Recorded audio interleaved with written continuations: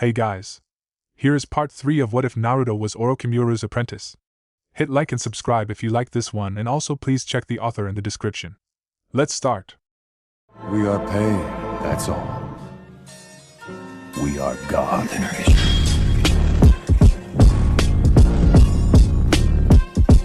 Chapter 9. With his cape billowing around him, Minato hurried into the hospital, his gut churning with worry. Only the heightened activity in and around it made him uneasy. Medic neens and nurses were going back and forth, people being taken this way and that. All of them were carrying the wounds of war too. Stretchers, crowds of wounded, the sounds of suffering, and not the least, so much blood. The smell of hospital mixed with the smell of blood and other things usually belonging inside a human. It reminded him of war. Not since the Kyuubi he had seen such a rush at Konoha's hospital. Yet the faces of those who worked here were familiar, the faces of the suffering ones weren't. They were from another village or clan, the uniformity of their clothes told him that. However, he could see that this village/clan was a poor one. Many of them were wearing clothes that were mishmash attempts to fake the look of uniformity, to pick together something roughly similar to what the others were wearing from what was available. Also, most of them were wounded one way or another. The worst injuries had been taken into surgery already, but still dozens of people were sitting in the waiting room or just outside. Many of them had the long-suffering, patient looks of someone exhausted who just wanted the pain to end and was perfectly happy to sit still, hoping it would go away. Making his way amongst the wounded, he only got more and more worried. Where was his son in all this? Over an hour ago, Jiraiya had landed in front of the Konoha hospital. Or rather, Gamabunta had landed with Jiraiya on his head. The giant toad boss had spat out Naruto and a large group of other people, most of them wounded in one way or another. An emergency call had been sent to him. He had been at the academy at the time on a visit, and the messenger had said Naruto was in the emergency room. What had happened to his son? The chaotic hospital was filled to the brim with people. Minato saw nurses and doctors, the wounded, and also dozens of men from the Konoha police. By doors, corners, and by waiting rooms the heavily armed policemen stood. Many of the unknown shinobi flinched under the heavy, piercing gazes of the Uchiha guards. Some distance away a pair of them was arguing with a young red-headed girl who currently was flailing and swearing in a way that made Minato almost flinch. The girl seemed enraged about something, and the policeman calmly but firmly responded to her accusations. After a while she was pulled back by another shinobi, this one a young man with pale white hair and skin. He whispered something to the girl, who punched her fist into the wall in response. The mood was oppressive, stressed, and almost desperate. The fear and uncertainty of the unknown shinobi, the tense watchfulness of the police, and the stressed-out struggles of the medics to treat everyone. Rounding a corner, he had the fortune of seeing the assistant of the head of the hospital further ahead. She was wearing surgical clothes and a face mask, pulling off the latter as she moved down the hallway in the other direction. He called out his name, breaking into a jog as he caught up with her. "Shizune-san!" he shouted, the black-haired woman turning around when she heard him. She seemed about to answer him when Minato came up to her, wasting no time and asking what was on his mind. "Where's Naruto? Is he okay?" Worry was almost consuming him. After all this time of neglecting his child, Minato couldn't deal with the thought of his son hurt. Shizune raised her hands, motioning for him to calm down. "He's alive and will remain so, Hokage-sama," she said, Minato feeling a wave of relief showering over him. "However," Shizune added now, hesitating a little, "he's in bad shape," she eventually said. The relief was followed by anxiety, shoving a knife in his gut, and Minato flinched. "How bad are we talking?" he asked, dreading the answer. "You'll have to ask him what exactly he did," Shizune said, slowly shaking her head as she pulled off the rubber gloves she was wearing. "He seems to have stood right in front of a chemical explosion. Rin-san is with him, she can tell you more." "Where?" Minato asked, looking around. That did not sound good, not at all. What the hell had happened? The worry almost made him sick. Shizune told him, and Minato was off within a second, hurrying through the hospital, almost bumping into medical personnel at several times. In the end, when he reached the door, he tore it open without a second thought, being inside the room within one instant. The room inside was a single bedroom, light green wallpaper, and the bed right by the window. His old genin Rin was sitting by the bed, facing the headboard of it. What more, in the bed, bandaged enough that most of his skin was covered in clear white cloth, Naruto lay. The bandages made him look almost like a mummy, and he lay staring listlessly up towards the roof. "Oh, Hokage-sama," Rin began as Minato came into the room. "Mission complete, Hokage-sama," Naruto said with the low, steady voice of someone exhausted and badly hurt. "With some reservations," he added dryly. "I understood that," Minato said, thinking of the many strange people he had seen outside. They were not Konoha shinobi. How is he? He asked Rin now. He had just been about to ask Naruto but bit his tongue. His son was an adult, and he remembered what Kushina had told him, months ago now, after she had gone to visit him. Despite the long-dormant father instincts that made him want to see Naruto as a little baby, he forced himself to be calm. Rin looked at him for a second before she turned her head to Naruto, who rolled his eyes. Is there a reason he shouldn't know? He asked dryly. Rin sighed before she turned to Minato again. Honestly, Sensei, he's got Orochimaru's enhancements to thank for even being alive. She begun. Apparently his idea of how to deal with an enemy shinobi able to turn into water was to shove cesium into his body at point-blank range. There was something almost angry over her now. Cesium? Minato blinked. He knew that was some kind of metal. But how would that? Cesium reacts with water, Naruto said from the bed. Violently. It's like an explosive tag, only the water becomes corrosive enough to dissolve glass as well. Oh gods, Minato said, getting a churning feeling in his guts. The level of ruthless pragmatism was at once impressive and frightening. He could only imagine what that must have been like for whomever Naruto had fought, that suddenly the water that was his body burned and exploded, turning into a toxic explosion. Yet, of greater concern now was his son. Will he recover? He asked. Naruto was supposed to regenerate, but now he looked like someone condemned to stay here for a long time. He didn't even dare to think about what the bandages would conceal. If it could dissolve glass, how did Naruto look now? Yes, Rin told him. But it'll take time, as it is we're looking at a recovery period of at best 1 month. He suffered from chakra depletion and physical exhaustion both already before the explosion. That combined with the damage to the skin made his body go into shock. I knew what I was doing, Naruto said, Rin scoffing. Looking back at Naruto, she turned to face him properly, and put her hands on her hips. Honestly? She asked him. Minato could tell she was angry. You knew what you were doing? Honestly? Yes, Naruto said dully. I beg to differ then, Rin snapped now. What kind of utter madness possessed you to do something like that? You got yourself bathed in one of the most dangerous substances there is. And you say you knew what you did? I had not slept for 3 days, was at the brink of desperation and exhausted, Naruto said. Under those circumstances it seemed as the best option. I was going to leap away, the reaction simply happened too quickly. What more, I infused my snakeskin with chakra when I realized it was too late. Rin calmed down now somewhat. Running a hand through her hair, she sighed. Whatever the reasons, you just came closer to death than you've ever gotten before, she told him. And that includes the night Orochimaru died. Naruto turned to look out of the window now. He didn't answer, content instead with almost sullen silence. Minato looked at his son, eventually coming to think of something. Could it be? The scenario seemed plausible. He'd have to check though. Rin-san, he begun gently. Can you step outside for a while? Rin turned around to look at him. If you're done, that is, he added. I need to debrief him. Judging from the commotion outside, we're all going to have a lot on our hands soon, so I'd rather not be held up here. Rin had been calmer, but Minato's sudden attitude made her flare up now. What the? She spun around now, looking at him with an incredulous look on her face. Sensei, he's your... She begun, enraged by the fact that suddenly Minato seemed to only see Naruto as a subordinate that had to be debriefed. Now, Heisei-san, Minato said, his voice getting a tone of steel in it. He hated doing it, but that's how it was to be Hokage. Rin's eyes showed her disappointment, but she obeyed, walking outside after telling Naruto she'd be back within the hour. Minato sighed as he walked over to the window and looked out of it as well. It was a good view. You could see out across Konoha, the Hokage's tower visible in the distance, as well as the faces of the old Hokages. Turning around, he leaned against the wall next to the window, seeing Naruto's bandaged face clearly now. One eye, the nose and the chins were covered, as were the forehead. Who are the people outside? He asked. Your orders were search and destroy, yet you've amassed a following that would put a minor village to shame. Allies, Naruto told him. Not all of Orochimaru's followers approved of him. Many of them were slaves, press-ganged or otherwise. I enlisted them to help me bring the labs down. In too many cases the labs had turned into dens for fledgling bandit gangs, ruthless minor villages, etc. Not to mention the main base, it had become the breeding ground for an army of raiders which would make the Blood Nin's ravages look like an academy training session. I needed support to bring them down.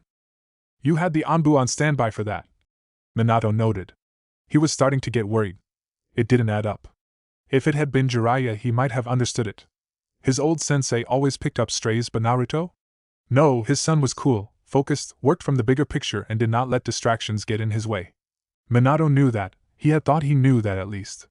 When he sent out Naruto, he had known that the mission would be finished as soon as possible, possibly at the expense of innocence. Yet here he was, with a veritable caravan of stragglers having come with him. I did, Naruto said, looking up at the roof. There are other reasons for why I brought them with me. Such as? Minato asked. Isaribi, Naruto said. Jugo, Kimimaro, Gyurin. Others too. Now Naruto's eyes turned to look at his father. I will willingly confess this, he begun. You sent me out in my capacity as a shinobi, yet this matter, Orochimaru, means I cannot be just that. Keep going, Minato said, once again being confronted with the fact that he didn't understand his son. I am two things, Hokage-sama, Naruto told him. A shinobi and a scientist. As a shinobi I am expected to see the mission through, that is the full extent of what morals I am to possess. Minato flinched a bit at it. He needed to revise the shinobi rules, soon preferably. Putting the mission first was one thing, being an emotionless killer was another. However, as a scientist I am bound by other rules. Naruto continued. My master was an example of what happens when a scientist won't be bound by anything but ambition. If I go down that path, Konoha will demand my head and you will be forced to give them it. Therefore I am bound by ethics I cannot abstain from. This mission was not, could not, be one I did as merely a shinobi. These people are my master's sickening legacy, the victims of his misdeeds as a scientist. And therefore you decided to drag them along instead of setting them free? Minato asked. What freedom? Naruto fired back. Isaribi is mutated by Orochimaru's experiments. She was ostracized by her home village and used as a weapon by Orochimaru's cronies. Jugo was born with a bloodline limit that drives him to an insane bloodthirst. He was desperate enough to seek Orochimaru out despite his reputation, hoping for a cure. Kimimaro is dying. He's a Kaguya, last of the bloodline, and a disease his physique makes nigh incurable is slowly killing him. Those are just 3 examples. Tell me what freedom awaited them? Is that why you brought them here? Minato asked. Did you hope that they'd be given help here? He didn't show it, but to an extent hope had begun to bloom inside him. The thought that his ice-cold son might have begun to show compassion made him deeply happy. No, Naruto said, making the happiness Minato had felt deflate in one instant. Nothing so simple, he continued. Firstly, Commander Itachi forced my hand. With all due respect, Hokage-sama, for all his skill and value to the village, the man is a zealot. He would have, without the least hesitation, killed the people who worked with me in destroying Orochimaru's labs and the remnants of his vile experiments just to tie up some loose ends. It would have been unethical of me to accept this, and therefore I had to do what I did. Minato sighed mentally. He needed to have a talk with his Anbu commander. While he appreciated the man's zealous loyalty, it was true that he was ready to go to extremes and did so far too often. Secondly, Naruto continued, traitor or no, Orochimaru was still part of Konoha when he committed these atrocities. With the stance Konoha has assumed on its shinobi, that we are as one great family, sharing honor and shame both, it is not relevant why he did it, his crimes are still ours to an extent. Therefore, if we are to consider the ethical code of this village more than a convenient image, to consider it a true code of ethics, non-negotiable and sacred, then we have a responsibility towards these people. He was right, Minato thought. That was the view he had had of it as Hokage, all his life, that they were all one big family. Good deeds and misdeeds of any one shinobi affected them all. He had just not wanted to see it like that when Orochimaru was concerned. But his uncompromisingly rational son was currently ramming it in that it applied to Orochimaru as well. Thirdly, Naruto continued, I will not lie to you in this matter, Hokage-sama, I hope to study them. Many of these people, suffering as they might be, hold endless promise. If we can understand the mechanisms behind Isaribi's abilities and even more so Jugo's transformations, might we not in the future be able to develop true shape-shifting jutsu? If we can understand Gyurin's and Kimimaro's DNA, the mechanisms behind the bloodline limits, is it not possible that one day in the future we can give our shinobi those abilities and, most importantly, do so without the appalling cost that Orochimaru's attempts demanded? This point unnerved him. Minato did understand what Naruto meant. What more, he wasn't going to ignore what he said about avoiding having to resort to such abominable methods as Orochimaru. If he had ignored that point and blindly lashed out, as most people would do, he knew he'd earn Naruto's utter contempt. Yet still, the thoughts of human experiments sickened him. But was it his morals that spoke, or simply his baser instincts? Lastly, Naruto kept going, wrapping it all up. Aiding them will benefit Konoha. Jugo is a juggernaut in combat, as powerful as Mato Guy. The Kaguya had locked away Kimimaro, fearing his power. Orochimaru's special Fuin squad are with me as well, and their Fuin are of a kind I've never seen before. You, who forged the bond between Kumo and Konoha, could forge loyalty towards the village in them. Should they suffer for having once obeyed a man who used and manipulated them, played on their weaknesses and desperation? Or should we, when it benefits us as well, show them genuinely the things Orochimaru played at showing them?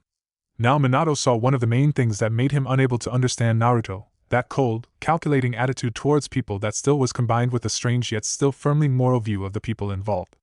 Not because it was the right thing to do, but rather because it was the most logical thing to do.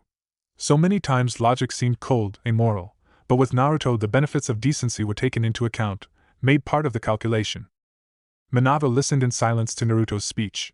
His voice was low, hoarse, yet he spoke with patience and steadiness. It was amazing to listen to, like a diplomatic report. Several reasons had come together and all as one pointed towards the most rational choice of action. Things like these showed his son's brilliance. He juggled several factors and trails of thought all at once, working them into one bigger picture. Also, when faced by these arguments, could he really say no without coming across as petty? Or stubborn? Yet there were still some issues. Only a few months ago they would have been our enemy, he said after a while. They are not Konoha shinobi. Taking them in would be unprecedented, not to mention a huge security risk. I know, Naruto said. Respectfully, if there's nothing more I would like to rest. Even for me this is quite painful. Minato flinched again. His son's stoicism made him forget that he still had gotten a large part of his skin corroded off his body. Nodding, Minato got off the windowsill he was leaning against. I understand, he said. Your report can wait. Focus on recovering for now. Understood, Naruto said, closing his eyes, Minato leaving without a word. Closing the door, he sighed right before someone bumped into him. Hey, watch it, you piece of shit, Beanpole! Someone yelled as Minato stumbled to the side half a step. It was the red-haired girl he had seen earlier. She had hurried past him and her shoulder accidentally hit him. Currently she was glaring at him with bared teeth and a posture that spoke of someone being inches from using the fists. What? She snarled at him. You got a problem? Minato blinked at the situation, shocked by her behavior. Is there something wrong? He asked her gently. The girl just stared at him, a look saying, How stupid can you get? On her face. How fucking? She began. No! I'm just fucking hunky-dory, asshole! How couldn't it be with a bunch of bloodthirsty Uchihas waiting to slit our throats and a fucking Hokage who takes his sweet time showing up to decide if we can even fucking live? Excuse me, what? Minato asked now. What exactly had she been told? Forgive me, live? As per the word of your fucking Uchiha attack dogs, asshole, the girl snarled. They've been telling each of us that our fucking lives depend on whether your fucking Hokage is in a good mood. Like if he has gotten enough dick to be happy or whatever. Minato was reminded of Kushina when she was younger, only even angrier and with the language to match. He pitied and envied whoever would fall for her, said Guy would be in for the ride of his life. Still though, what did she just say? Minato felt a stab of anger now. Damn his Anbu commander, what exactly had Itachi said now? Who exactly said this? He asked. Was it Itachi? Sharp lines in the face, neck-length hair, a necklace with 3 beads visible on the front? So that's the fucker's name? The girl said. Weasel makes sense. Where is he now? Minato cut her off with a demanding voice. The fuck's with you? The girl begun. Where? Minato asked, harsher this time. The girl shut up instantly, her eyes widening somewhat as she pointed towards the main waiting room. Come with me, Minato said now, spinning on his heel and starting down the hallway. We'll clear this up. No. He said the last word with a tinge of barely contained anger in his voice. Stalking out into the waiting room, Minato was treated to a scene that made him all the angrier. Some of the Odo shinobi, as they evidently were, had become anxious enough that a scuffle had broken out between a pair of them. Nothing serious, it was mainly a wrestling scuffle. The Konoha policemen were already on it, however, both of the shinobi being torn down to the floor and put on the ground. Their hands were roughly torn behind their backs and cuffed as they protested.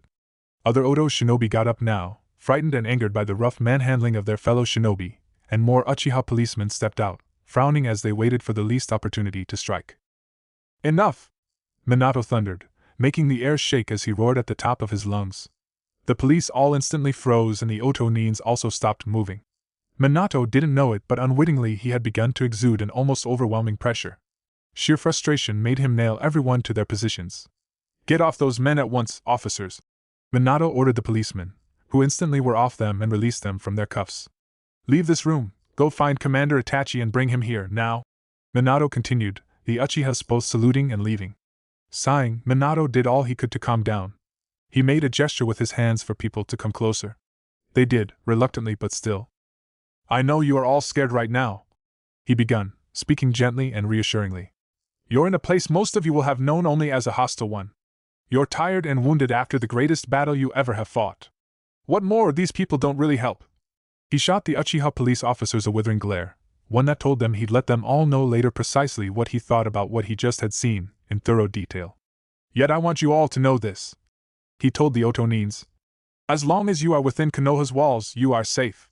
That goes for all of you. Not one of you are an enemy of ours. You will get the best treatment we can give you for your wounds, and I swear that after that you are free to leave if you wish." Minato looked around, seeing suspicion, weariness, fear and anxiety in the eyes of the Oto shinobi. "That ain't what that Uchiha butcher of yours said," someone scoffed after a moment, Minato smiling sadly. "Fortunately my word trumps his," he said. "I will speak with him, that I swear."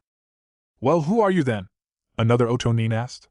"That guy's supposed to be second only to your Hokage. Is it not obvious?" Minato asked with a smile, several of the Oto shinobi tensing.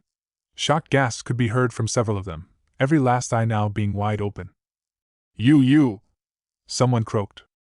"I am Namikaze Minato," Minato said, "the fourth Hokage of Konoha.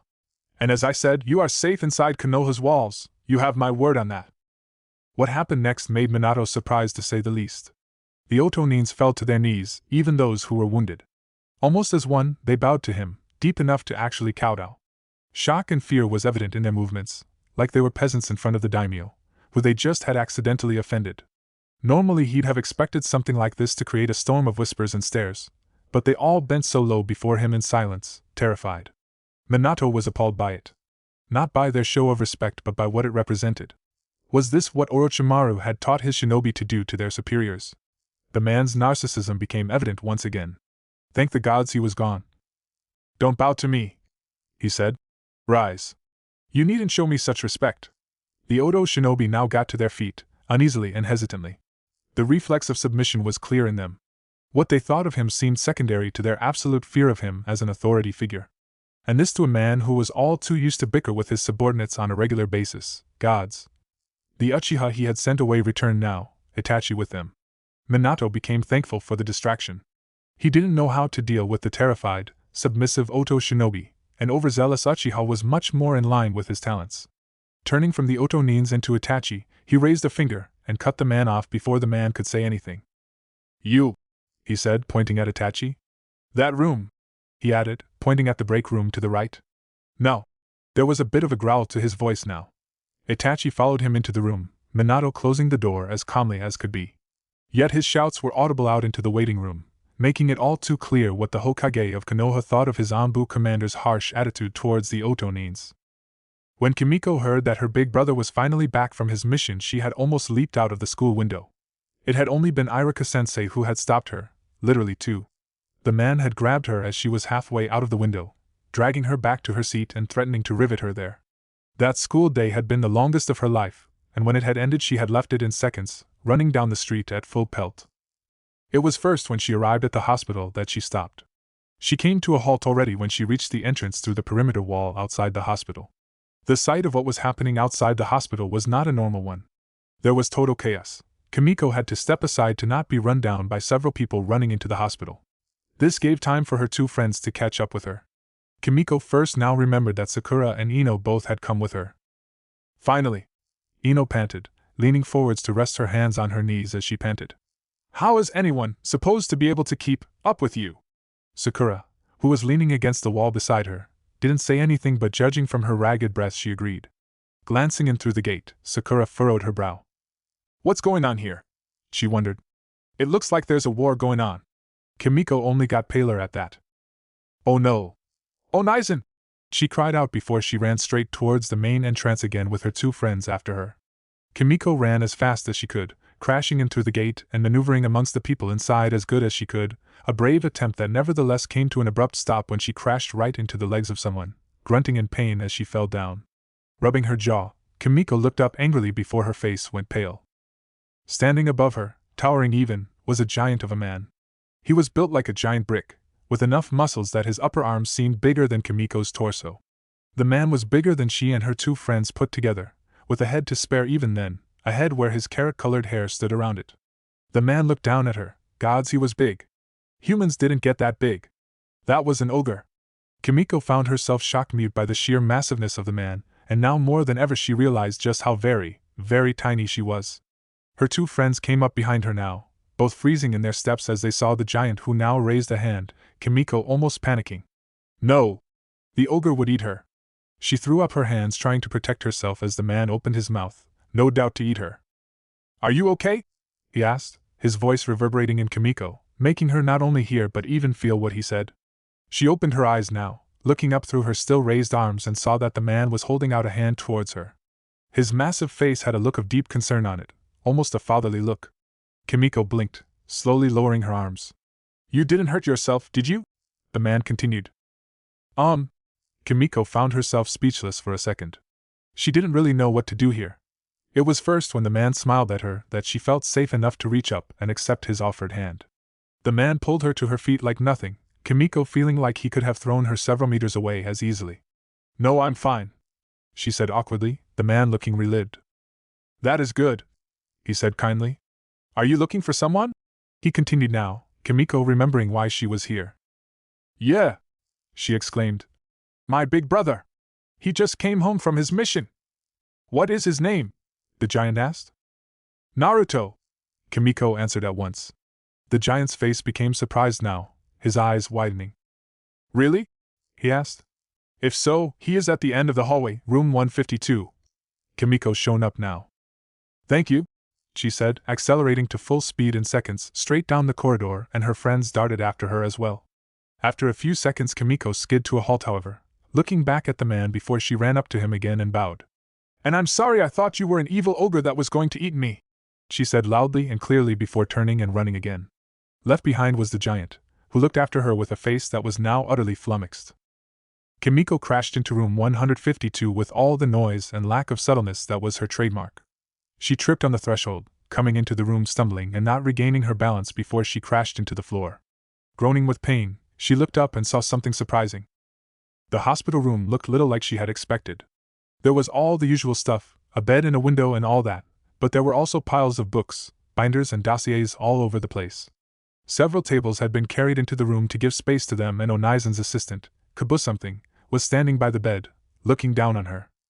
Look who came to visit us, sensei, the guy said, blinking as he looked down on Kimiko's prone form.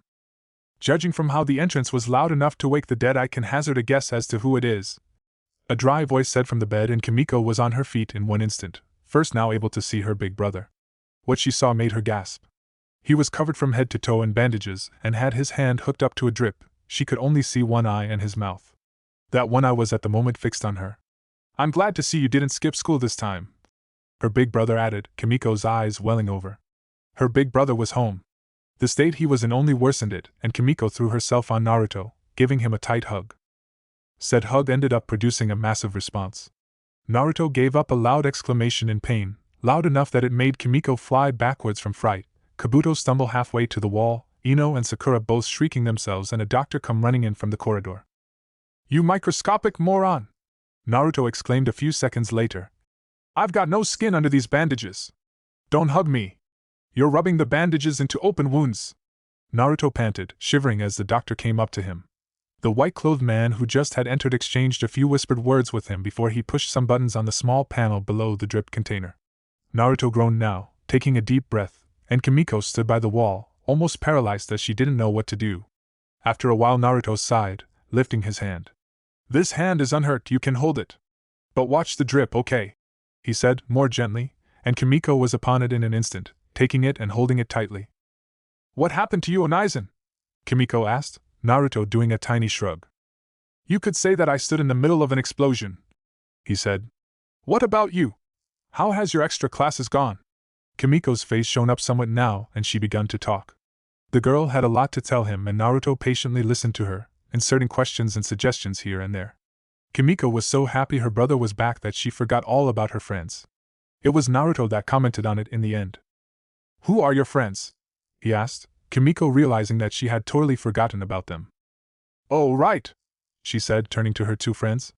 "Come on," she said, waving for them to come closer. Sakura and Ino both came up, looking somewhat queasy at the sight of all those bandages. Kimiko pushed them both closer, however. "This is—" she began before Naruto cut her off. "Don't," he said slowly but with force in his voice. "Manners, Kimiko, let others introduce themselves." Kimiko shrunk back a bit at this and closed her mouth. "Now, what were your names?" Naruto continued, the girls first now able to take the initiative. "Yamanaka Ino," Ino began. "Nice to meet you." "Likewise," Naruto said. "Haruno Sakura," Sakura followed up. "Kimiko-chan has told us a lot about you." "Like how she uses my home to stock ramen in?" Naruto asked dryly, provoking a "Hey!" from Kimiko. Sakura and Ino both only blinked, however. At least initially, then they looked back at Kimiko, small smiles on their faces. "Oh really?" Ino asked now, a velvety sound in her voice. Kimiko swallowed at this. Her friends had teased her about ramen for as long as she could remember. This seemed like a minor disaster, something they'd tease her about for weeks. "Not good, not good. Ramen again, Kimiko-chan?" Ino asked, putting her arm over Kimiko's shoulders and leaning in with a wry smile. "That reminds me," Naruto said now, adding a dry "for some reason." Kimiko immediately turned to him again. She was as eager as could be for a topic switch. "Could I ask a favor of you three?" "Sure," Kimiko said instantly. She'd do anything to get her friends off this topic. "What do you need? We can do it right now, just ask anything," she babbled, Naruto raising one hand to stop her. "Firstly, ask the girl hiding by the entrance to come inside," Naruto said, and Kimiko blinked. Looking towards the entrance, she only just noticed a small strand of dark hair that quickly withdrew from sight. She quickly peeked out and saw a girl roughly her age. She was black-haired and blue-clothed, looking almost a bit like Onaizen in that there were bandages on her face and along one arm and leg. Kimiko wondered if she had been hurt or something. Hi," the girl said now, looking uncertain. Kimiko smiled at her though and waved for her to come inside. "Come in," she said enthusiastically, the poor girl ending up half dragged into the room despite her obvious hesitation. "Are you Onaizen's friend?"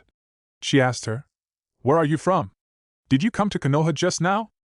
"I was going to show her Konoha," Naruto said behind him, Kimiko looking back at her brother. However, he indicated his bandaged body and Kimiko rushed over to grab his hand again. "Don't worry, Onaizen, I've got that covered," she told him, overjoyed at the chance to help her brother. Naruto smiled somewhat and Kimiko turned around. She left as she had arrived, like a hurricane that swept up people around it like leaves. This single little girl, tiny even for her age, managed to sweep 3 other girls with her with none of them seemingly able to do anything. After she had left, Naruto took a deep breath and closed his eyes. "It really is too easy," he said, his voice drier than desert sand. "Now, what did you say about the sample's mitotic phase?" Kabuto killed the grin that had settled on his face and went back to reading out loud the latest findings to his master. Naruto was enjoying a peaceful nap, taking the opportunity to rest when it was the only thing available anyhow. With Kabuto's daily update of the progress at the labs and himself confined to a bed for the coming weeks, he didn't mind sleeping the days away as well as the nights. His body was powerless. No matter how much he slept, he still was tired. His inability to stomach more than minute amounts of food as well didn't help either. So he therefore slept. He awoke, however, when something came into the room. It was faint indeed, Naruto feeling only a faint presence of whoever had entered. This light presence, however, was enough for him to be roused out of his slumber and ready his body. He opened one eye lazily, seeing, to his surprise, that it was his godfather who had entered. Jiraiya sat down by his bedside now, hands clasped as he looked at him. There was something in his eyes. Naruto was too tired to pinpoint it, however. "To what do I owe the pleasure?" he asked, exhausted enough that he was not going to try to be more sarcastic than that. Nevertheless, Jiraiya's presence didn't soothe him. The old man smiled at him, a wry grin showing humility and respect in equal measure. "I am very proud over you," he said. "And I know Minato is as well." Naruto only looked at him now. Blinking once after a while, he raised the sole visible eyebrow. "The sound means," Jiraiya said. "You showed, more completely than anyone could have asked, that you aren't your master." "I thought that was already clear," Naruto said. Jiraiya's smile died somewhat. "You know well how deep his schemes went. the old man said. There were still people who thought you might be hiding something. It wasn't that I asked about, Naruto said. I said that I believed the actual evidence exonerated me, not that the villagers had admitted to be wrong about me. Evidence?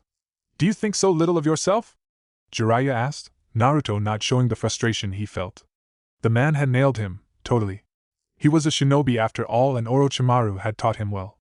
Jiraiya was right. Usually people had seen poor little Naruto and thought him as a pitiable victim, but Jiraiya didn't. He saw him, the lethal, secretive Naruto that was now. Evidence against a shinobi? What nonsense! Secrecy was their craft, not truth. Naruto realized that he couldn't use that angle any longer. It should make him angry, yet it only made him content. Considering most of this village wants to give me a lollipop, yes, he answered, dry as the Suna sands. An interesting observation that in order to be seen as whom I am I should earn their antipathy. I've never hated you, Jiraiya said, his face severe now. I've only ever feared you. Or more accurately, for you. When you killed Orochimaru I saw nothing in your eyes. You spoke of pain and necessity, but your eyes showed only satisfaction. It made me angry. And then you danced circles around me when I tried to work out a direct answer from you about the sound needs, making me more and more worry what you intended. But I never hated you. I know you feel you must guard yourself, but let us in, at least a little. I did once, Naruto said frankly. After that, I cannot do it again. I don't show my hand to anyone, it's how I do things. As does Anko, as does Itachi, as does Kakashi and many others. Why am I expected to do things differently? Because when Itachi swore himself ready to murder his family there was iron determination and grief in his eyes in equal measure. Jiraiya told him. Kakashi turned around to save his teammate during the war. Anko fell out with her master in as explosive a way as was possible. And, the man smirked a bit now. You risked your life to save those who suffered from Orochimaru's schemes. You are not held to different standards, Naruto. You've been under scrutiny, yes, but now you have proven yourself, shown your mettle. Meaning? Naruto asked. I can't speak for Konoha, Jiraiya said. But at least I know that you're a true Konoha shinobi, one of her absolute finest, a pride of the leaf. Please don't get melodramatic, Naruto said, feeling uncomfortable to say the least with Jiraiya's praise. He had to turn his eyes away, finding it hard to look at the man, while continuing to tell himself he was not embarrassed. Good thing I'm not, brat. Jiraiya chuckled with a massive, shit-eating grin. Naruto tensed at the disrespectful address and stared at him. What had the man just called him? I gotta go now, Jiraiya said, getting up from his chair. Get well soon, brat. Here's for the health, by the way, he continued, putting down a small book on the bed before leaving with a final wink. Naruto reached for the book, curious what it was about. When seeing the title, Ika Ika Paradise, he tossed the book out through the slightly open window without a second glance. It was not long after Jiraiya's visit, the next day more precisely, that Naruto found himself with another visitor. Noon had just come and the sun was high in the sky outside his window when the door slowly opened. Naruto, who had been dozing, opened his eyes and glanced at the door through the sleep haze. The head that peered in through the door was red, however it was also not on the rough hide of a reasonably short pony, so it couldn't be Kimiko. Via a process of elimination he got who it was. Come in, he said, his voice a bit hoarse. Kushina stepped into the room now, an uncertain smile on her face. How are you doing? She asked him as she came up to him. Naruto looked up at the corner pondering the answer. Considering the circumstances, quite fine, he responded eventually. I am lucky I am in this shape, to be honest. It could be much worse. Dare I ask? Kushina cautiously asked, Naruto shrugging. I'll take the risk, he said. My pain receptors were set into hyperactivity, meaning I could be laying here constantly screaming just for one instance. That particular example would be especially bad since all the best analgesics are opiate-based. I am near immune to drugs, meaning there would be no effective way of dulling the pain. The more Naruto had heard about what happened to him, the more he realized what an utterly harebrained idea it had been to deal with Suigetsu that way.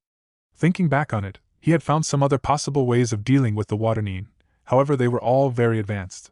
Launching him into the Sound Force barrier would have been a no-go. He would have been boiled, perhaps even steamed, but he would have gotten out mainly unharmed bar some scalding.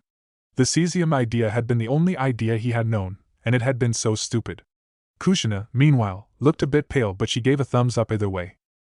Always look on the bright side of things, she said, her voice quivering a bit.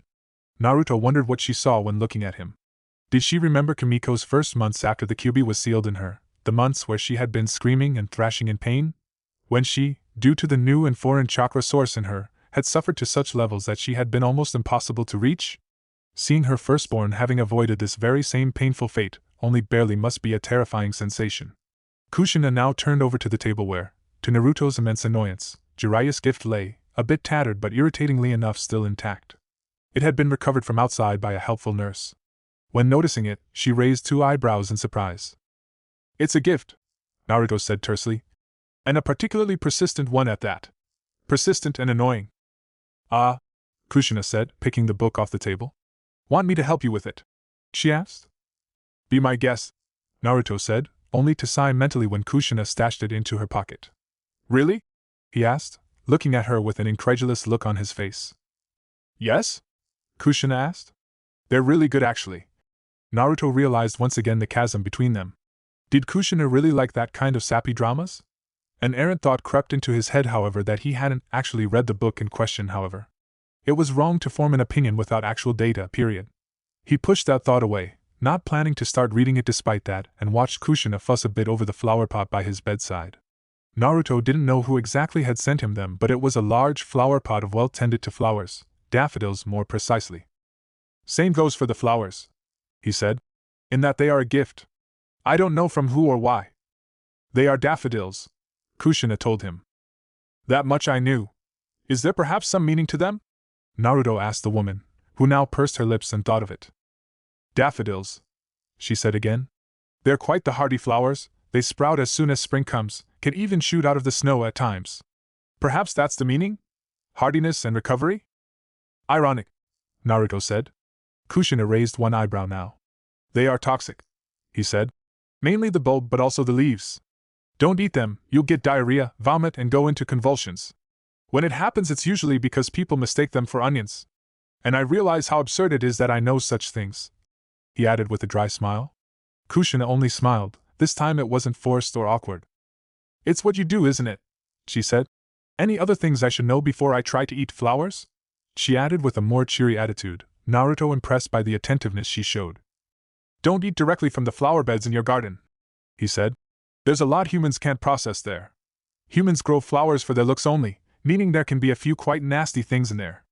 Poisons, hallucinogens, and so on." "Well," Kushina said, "I've always looked at a flower bed as just a beautiful arrangement." "It's all about looking at things on the depth," Naruto said. "Underneath the underneath, as Kakashi-san would say." "You've got that right," Kushina said. Anything more was interrupted with the door to the room slamming open and a storm of killing intent flooding the room. Mitarashi Anko now stood in the doorway, her coat fluttering around her, and her face locked in a grimace of utter fury. Kushina took a step back in shock and Naruto raised one single eyebrow. Despite the rage flooding the room, he wasn't perturbed the least. In fact, he was amused. "You!" Anko hissed, her voice an enraged snarl, more serpentine than anything else. "You slimy little piece of fetid dog shit!" The snake mistress stalked into the room, towering above him with pure fury on her face. "You think that was funny?" she roared at him, Naruto looking at her with a placid look on his face. "Yes," he said. "Very much so, in fact." He smiled at her. "What was funny?" Kushina asked, now trying to intervene. Anko reached into her coat and took out a small note she shoved into Kushina's hands. "This," she snarled. "He told me to say this loud to the bartender at Maki's in order to get access to the tab he had there." Kushina took the note and looked at it. Her brow furrowed in confusion as she read the letters on it. "Try pronouncing it," Naruto offered. Kushina said, blinking once, then twice, and then her lips twitched upwards somewhat. "Oh gods," she said before hiding her mouth behind her hand. "I assume it didn't go well?" Naruto asked the still seething Anko with a mild tone. "You mean other than that I'm the laughing stock of all of Konoha right now?" Anko roared into his face. "Consider it due repayment for your liberties with what constitutes truth or not." Naruto smiled widely. Anko now snapped. With an enraged scream she reached for him, fully planning on grabbing him. However, she was stopped in one instant by Kushina, who grabbed her by the wrist. "That's quite enough," she said, a placid look on her face.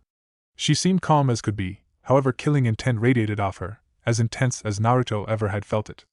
"Naruto is badly wounded at the moment, and a prank is not enough reason to attack someone, Mitarashi-san." She spoke gently as she slowly pushed Anko's arm up and the woman herself back towards the door. If you want to take revenge on my son, you will not do so when he can't even defend himself. She scolded Anko. You leave, right now, and come back when you've cooled down to apologize.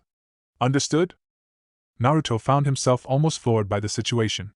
Kushina was blazing, a sustained killing intent, continuously at S-class level. Anko Mitarashi, one of the more lethal amongst the Tokubetsu Jonin, was shoved backwards like she was a rowdy child, and the gentle tone with which she was addressed was as fitting with that analogy as it was clashing with the savage pressure Kushina put on her.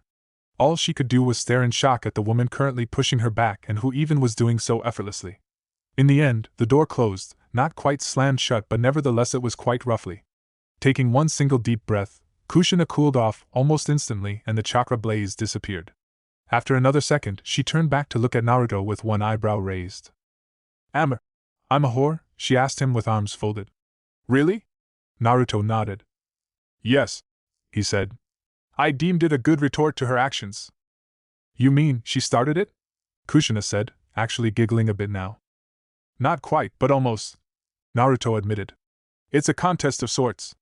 Judging from her reaction, I've won quite a few points. Now Kushina broke down.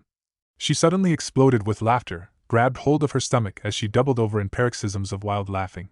Naruto rolled his eyes a bit, however he couldn't stop himself from chuckling as well. Things felt good now, very good. He had failed to absorb the labs, sadly enough, but he had saved many interesting specimens, made it a massive reputation boost for both himself and for Konoha and given the Hokage half a dozen reasons to increase funding for the laboratories.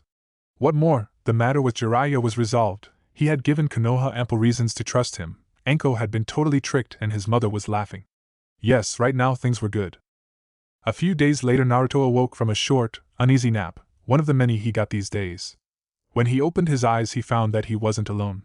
While he had slept someone had come into the room and was currently sitting on a chair next to the bed, looking at him. It was Guren, the woman sitting by his side, leaning forwards with her hands clasped. Hi, she began a few seconds after seeing that he was awake.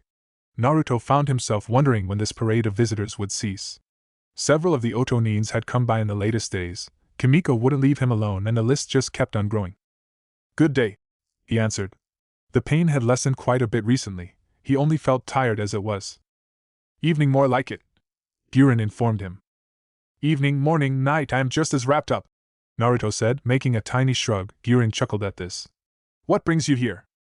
I spoke with the Hokage today, Guren began before pausing for a moment. And? Naruto asked. It took Guren a while to speak up.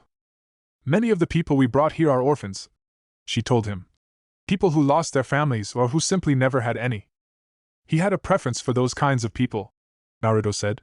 They were easier to poison with false kindness. Guren nodded in agreement. Indeed, she said. The Hokage agreed. Even here in Konoha they are alone in a way.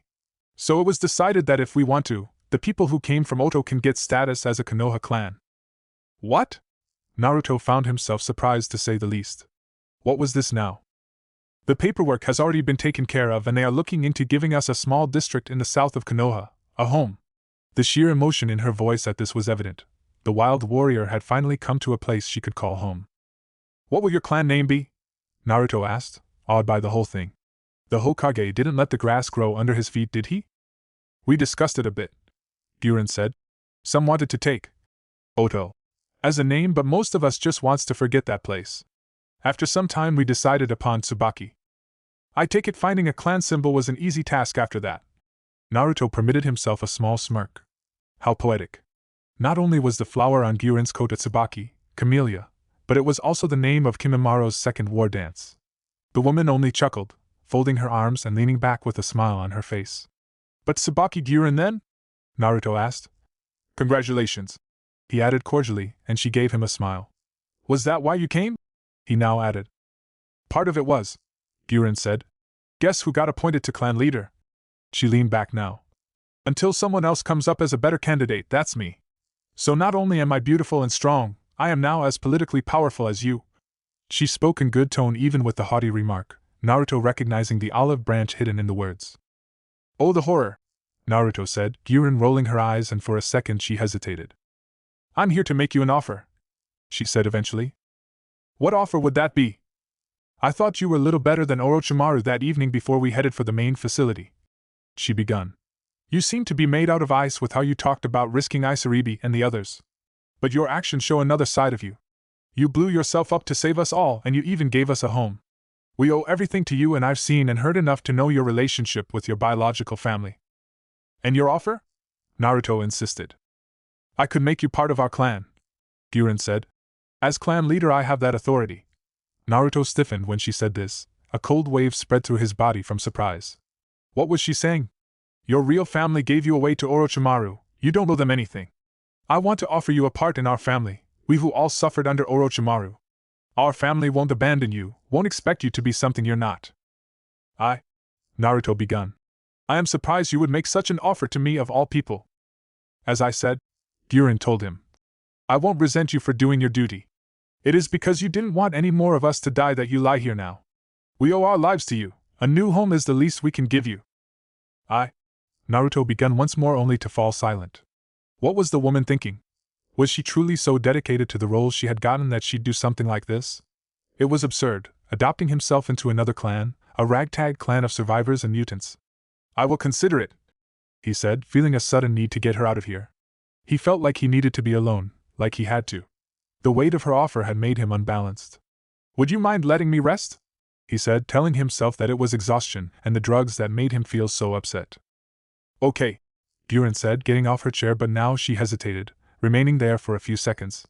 She looked down at him, and Naruto could see that she was struggling with something. After a second, however, she proceeded to once again make Naruto dumbstruck. Leaning in, she gently touched his forehead with her lips, putting her hand on his head. Thank you, Naruto-san, for everything, she whispered to him, straightening up now and leaving the room, exiting with dignity and grace worthy of a clan leader. Chapter 10. Rin slowly removed the bandage from Naruto, revealing the pale skin beneath.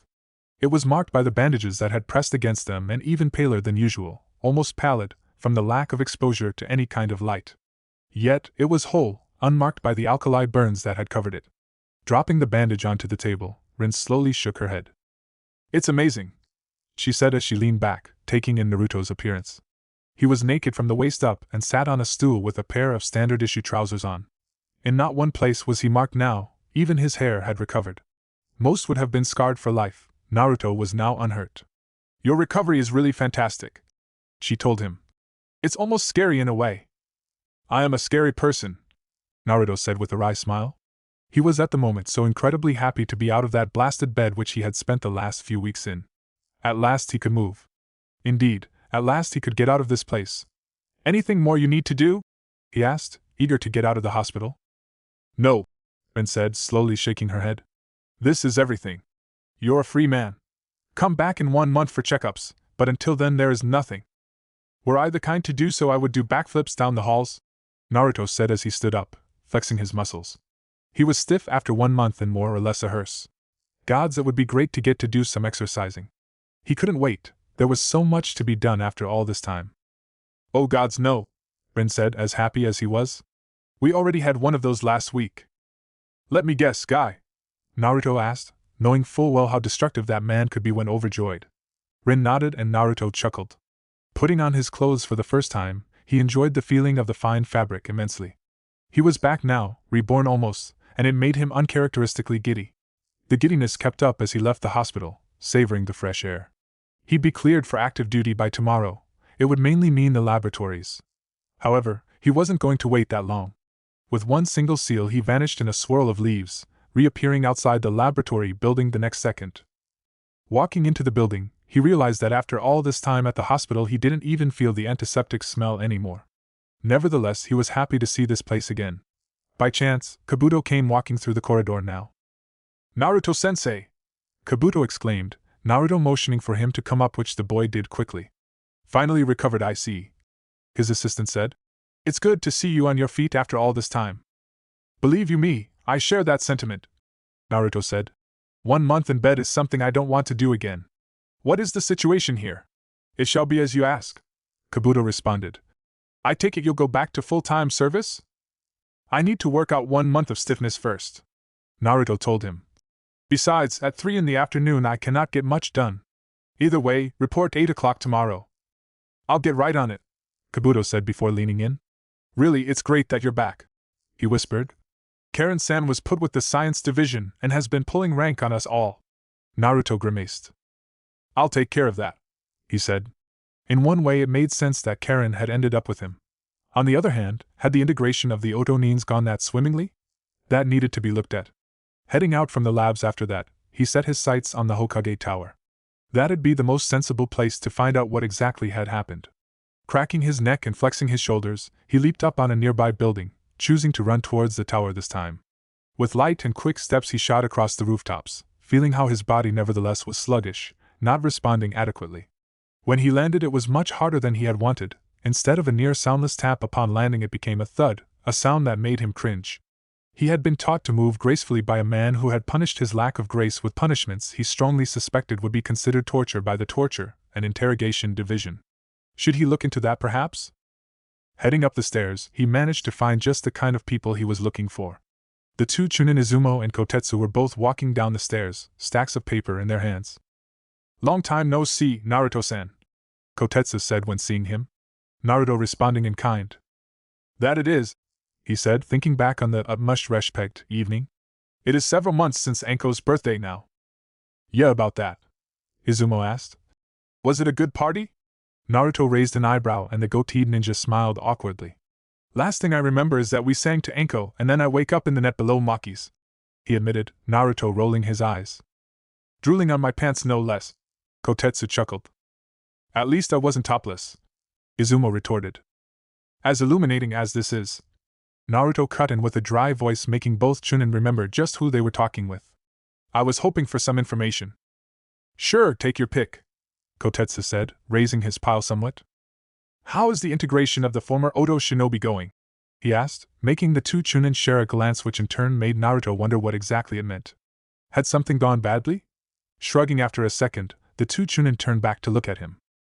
Would you believe it, it's pretty much gone perfectly, Izumo said, making Naruto raise his eyebrows in surprise. Yeah, I didn't believe it myself either, but apparently the Hokage decided to tell the lords to eat a dick and simply let the Tsubaki clan, as they're called now, do some trials and get ranks after that.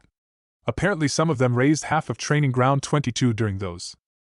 Those dudes are jonin now, Kotetsu added. You know that crystal-using woman? He asked, and Naruto nodded. He remembered keenly Guren's visit and the offer she had given him. She's become acting clan leader and apparently she's also slated for a genin team next graduation. A lot of the others have gotten, what did Hokage-sama call it? Right. Contact persons. Amongst the Jonin and Tokubetsu Jonins. They basically hang with that guy or girl, go on missions with them and whatever. Some of the kids got booted into the academy, and were told to endure it. They're all gonna graduate here soon and the teacher's been dancing through the streets about the whole thing. Really?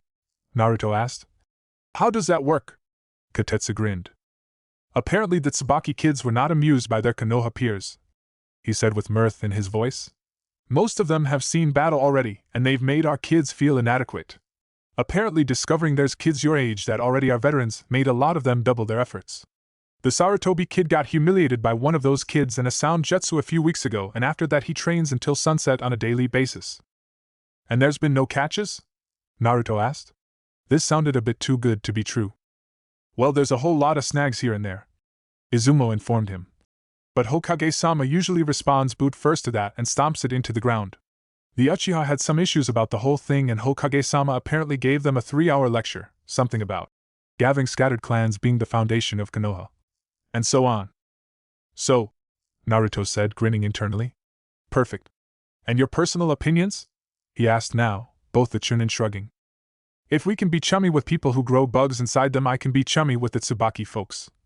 Kotetsu grinned. I'm all for giving them a chance. Same for me, Izumo said. Long as it works out, why not? Naruto remembered once again their claims of respecting him and found himself thinking that Konoha really needed more of this attitude. That's good to hear, he said sincerely. On another note, are any of the training fields taken? I'm looking for sparring partners. I think Field 7's got some people at it, Kotetsu mused. Yeah, Genma and some others are there with their Tsubaki charges, Izumo supplied. That's right, that's Special Fuin Squad, Kotetsu agreed. Genma, Hate, Rado, and Aoba all got a charge each. They're apparently fantastic with special seals but kinda blow at the basics. They only got to Chunin through that, and Genma and the others have been drilling them ever since. Izumo chuckled. Naruto got a sinking feeling in his stomach. He couldn't possibly imagine that they had taken to that well. He knew how proud the Sound Four were. Taking orders from Konoha Tokubetsu Jonin couldn't be easy to stomach at all. He needed to take a look at that. "That will have to do," he said. "Good luck with your work and I'll see you later." Both the Chunin said their farewells as well, and Naruto leaped up onto the rooftops again. More and more the tensions begun to be worked out of him, leaving him more and more softened up. Not enough, however, he still felt sore when landing by Training Field 7, a large field, free from grass and most vegetation, instead only filled with rocks and sand. It was somewhat reminiscent of Iwa in many ways, bar of course the quartet of exhausted people standing a few dozen meters away. All of them were panting heavily, Taiyuya leaning against a rock, Jiruba was lying flat on his back, Kidumura leaning forwards with two of his hands on his legs. Sakan was the only one standing even normally. Naruto was a bit surprised to see that they were all wearing Konoha outfits. He really hadn't expected the Sound Four to be seen wearing those uniforms. Looking around, Naruto detected the four Tokubetsu Jonin, Tokujo as they were usually called, right before they appeared standing on the rocks surrounding the admittedly former Sound Four. Genma stood as always with the senbon dangling from his lips, his posture relaxed and his hands in his pockets. Next to him was the stoic, ever-watchful Reidu. The scarred fighter looked as grim as usual. Gekko Hate, the third man and one of Konoha's finest swordsmen, stood, deathly pale and absently coughing into his fist, on the other side of the group. Lastly, Yamashiro Aoba stood with his arms folded and a scowl detectable behind his sunglasses. Naruto had already stepped into cover and hid himself, wanting to see a bit more of this without being spotted. He willingly admitted to himself that quartet was a good selection of shinobi. Each of the four Tokujos picked for this was a highly competent professional. How did they work with their assigned Sabaki charges, however? "Wanna take this, Genma-san?" Reido asked, Genma shrugging. The Sound Four looked up at him, each of them clearly frustrated. It hovered over them, a massive cloud of sheer impotent rage. "You're still not getting it," Genma begun, seemingly as weary as they were of this.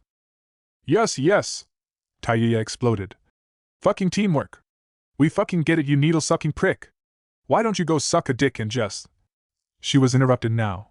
Reido leaped off the rock he was standing on, landed in front of Taiyuya and ended up with his face only a few inches from hers. Taiyuya tried to step backwards, but only hit the rock behind her. She swore now, and her attempts to get away to the side were stopped by Reido stepping to the side to follow her.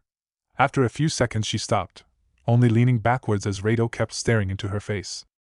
"Behave," Reido said icily as Taiyuya turned her face to the side, trying to get away from him in any way possible.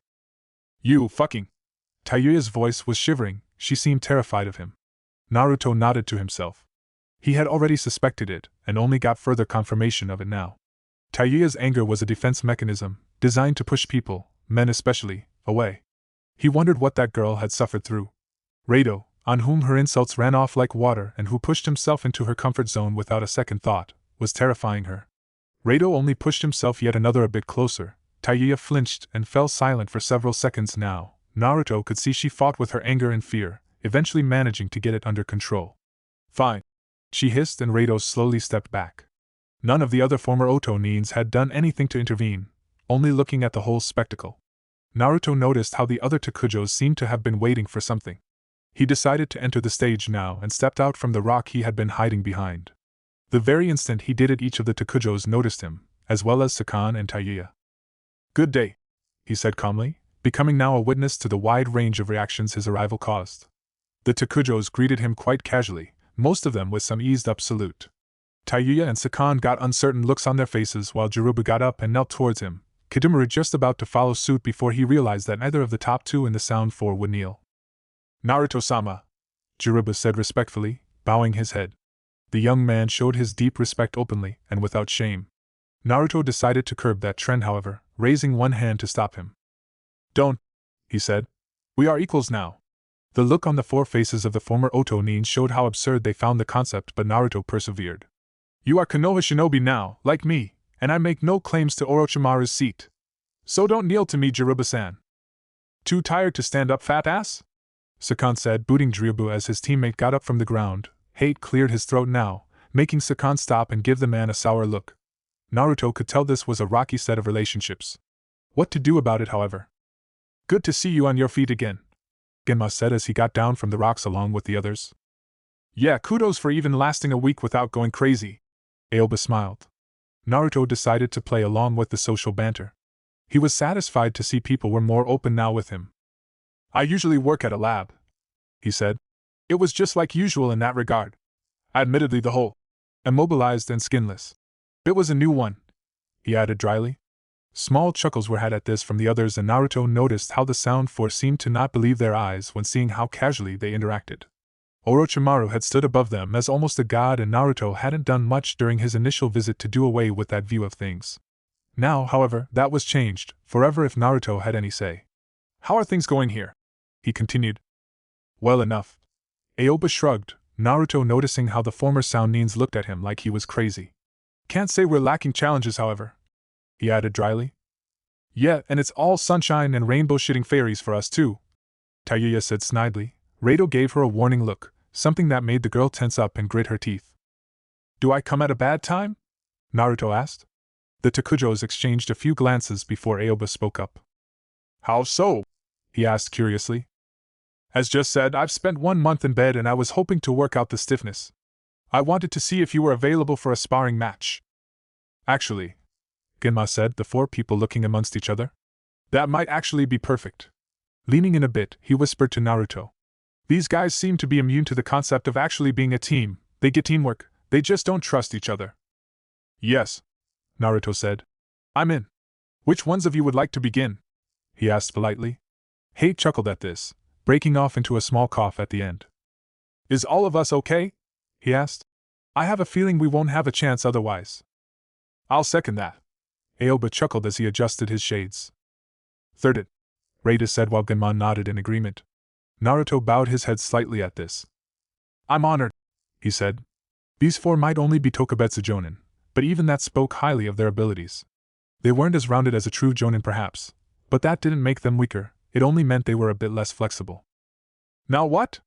Sakun asked, Hate turning to him. You might want to step back, you 4, he said. This will get violent.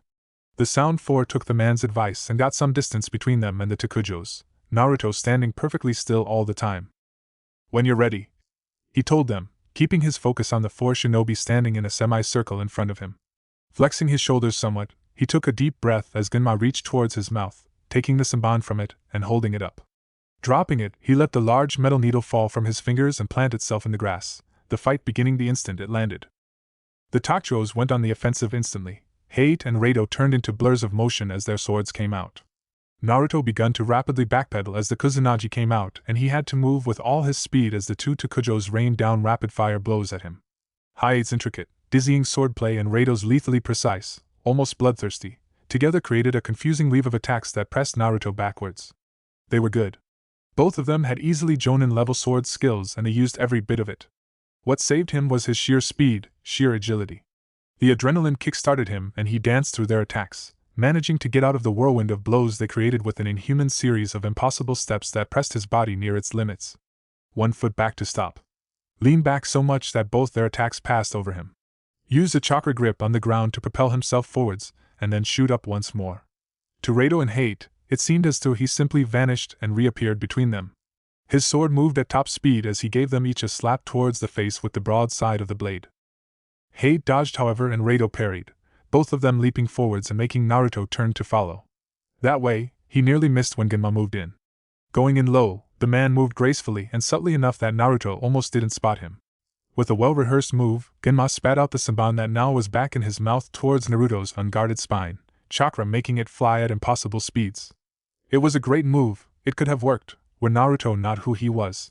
With one fierce spin, he blocked it with his sword and came face to face with Genma, kicking him in the face and sending him flying backwards. The Takujo managed to block it, only barely but still, also it left Naruto exposed as 2 more attackers came from behind. Spinning around to face the swordsman, Naruto saw that Rado was gone, leaving only Hate on the offensive. Or rather, the Hayats.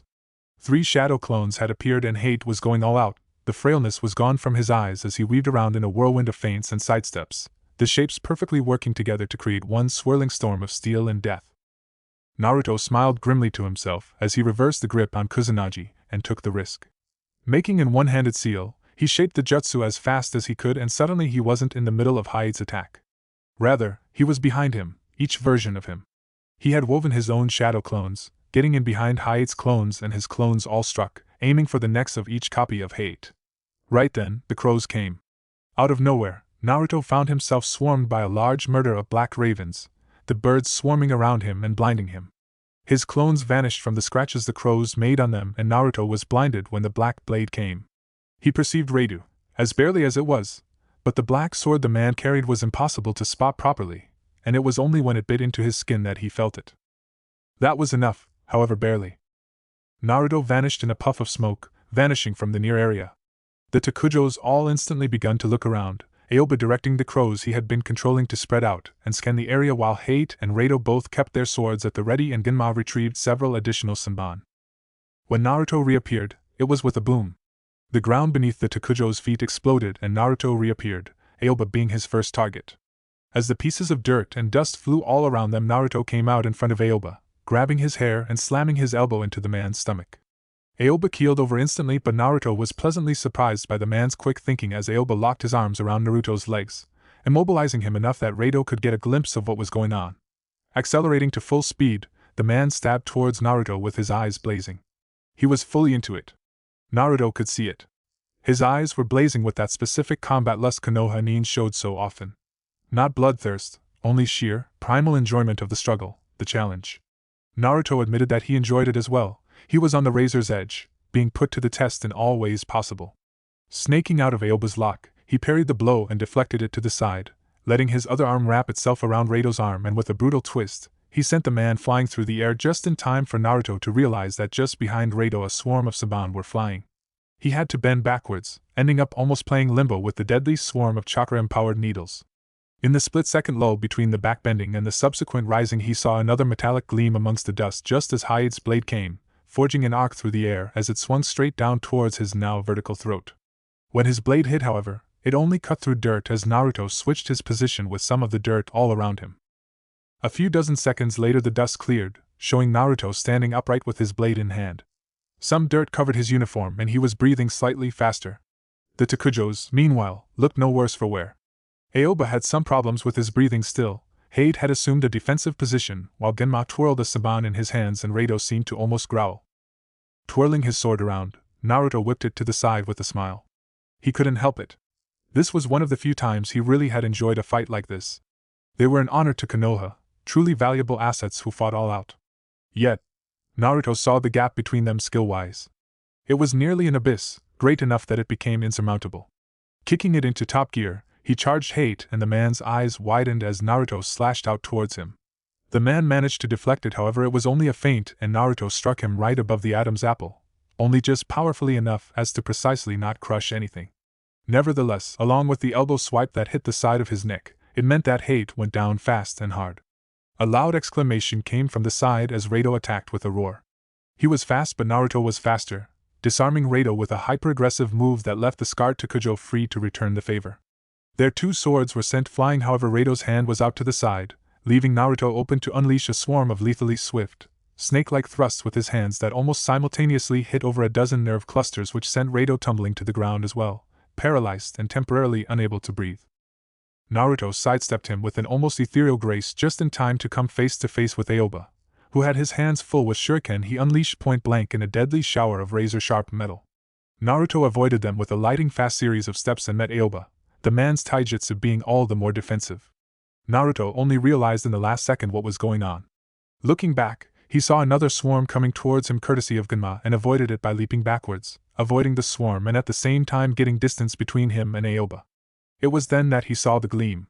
The sun had gone behind some clouds, making Naruto first now realize that Aoba and Genma both had tied thin ninja wires to their projectiles.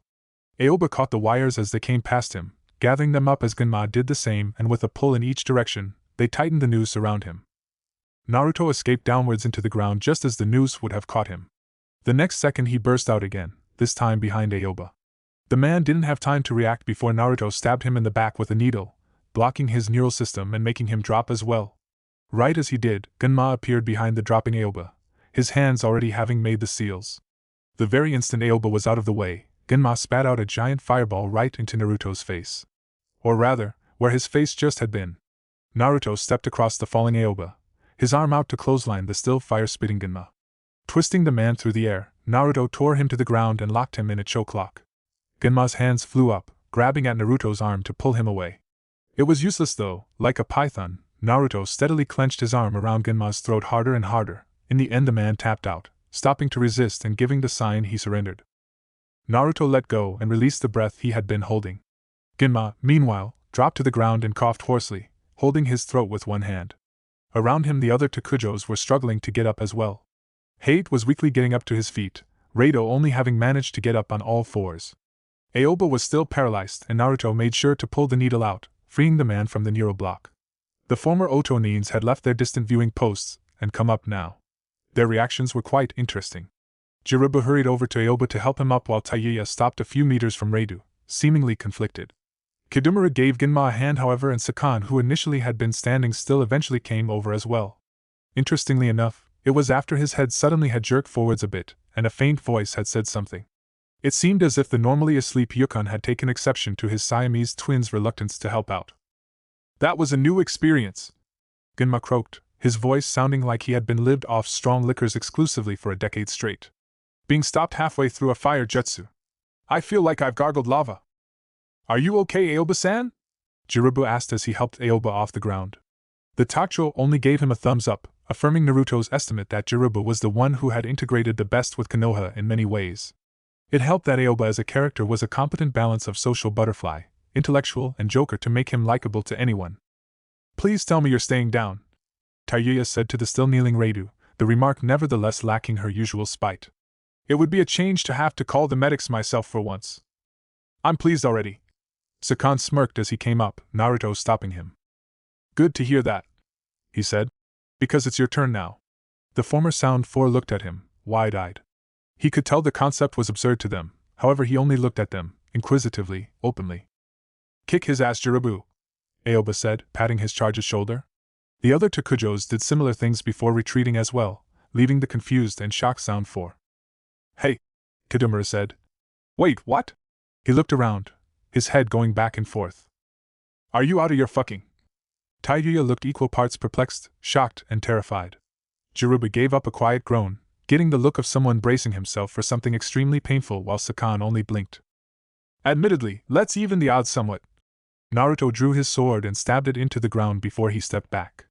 And for motivation, he added, if you last as long as they did, I will appeal to the Hokage to have you made full jonin. Now he could see the gleams of ambition and pride light up in their eyes. The prospect was juicy as could be to them, and they took out their weapons. Naruto looked towards Genma, who smiled as he threw his Senbon into the air, the needle landing between Naruto and the Sound 4 a few seconds later. The Sound 4 moved the very second it landed, however so did Naruto. This time the battle didn't become drawn out. Naruto leaped past the swarm of kunai sent flying against him and met Sakan, the fastest of them, head-on. Without mercy or restraint he attacked the man where he was the most sensitive, his twin brother. Spinning around, he let both his hands impact the sides of Yukon's head, which sent a shockwave through their shared body. Sakan, not expecting or being able to handle the attack on his sleeping brother, flinched in shock and tried to pull away, meaning Naruto could easily trip him and kick him in the solar plexus. He turned around just in time to come face to face with Jiruba's fist. He grabbed it and sent him to the ground as well, using a swift twist with some ninja wires to wrap the man's arms around his own neck and making it impossible for him to get up. Taiuya only first now had managed to produce a tone from her flute, so swift was Naruto. That was also the only one she had time to produce before Naruto tore the shirt below her open vest up, over her head, making her breath stop from the shock and fear. Mercilessly he used her trauma against her, and proceeded to push her backwards into the ground and knee her in the guts, knocking all breath out of her.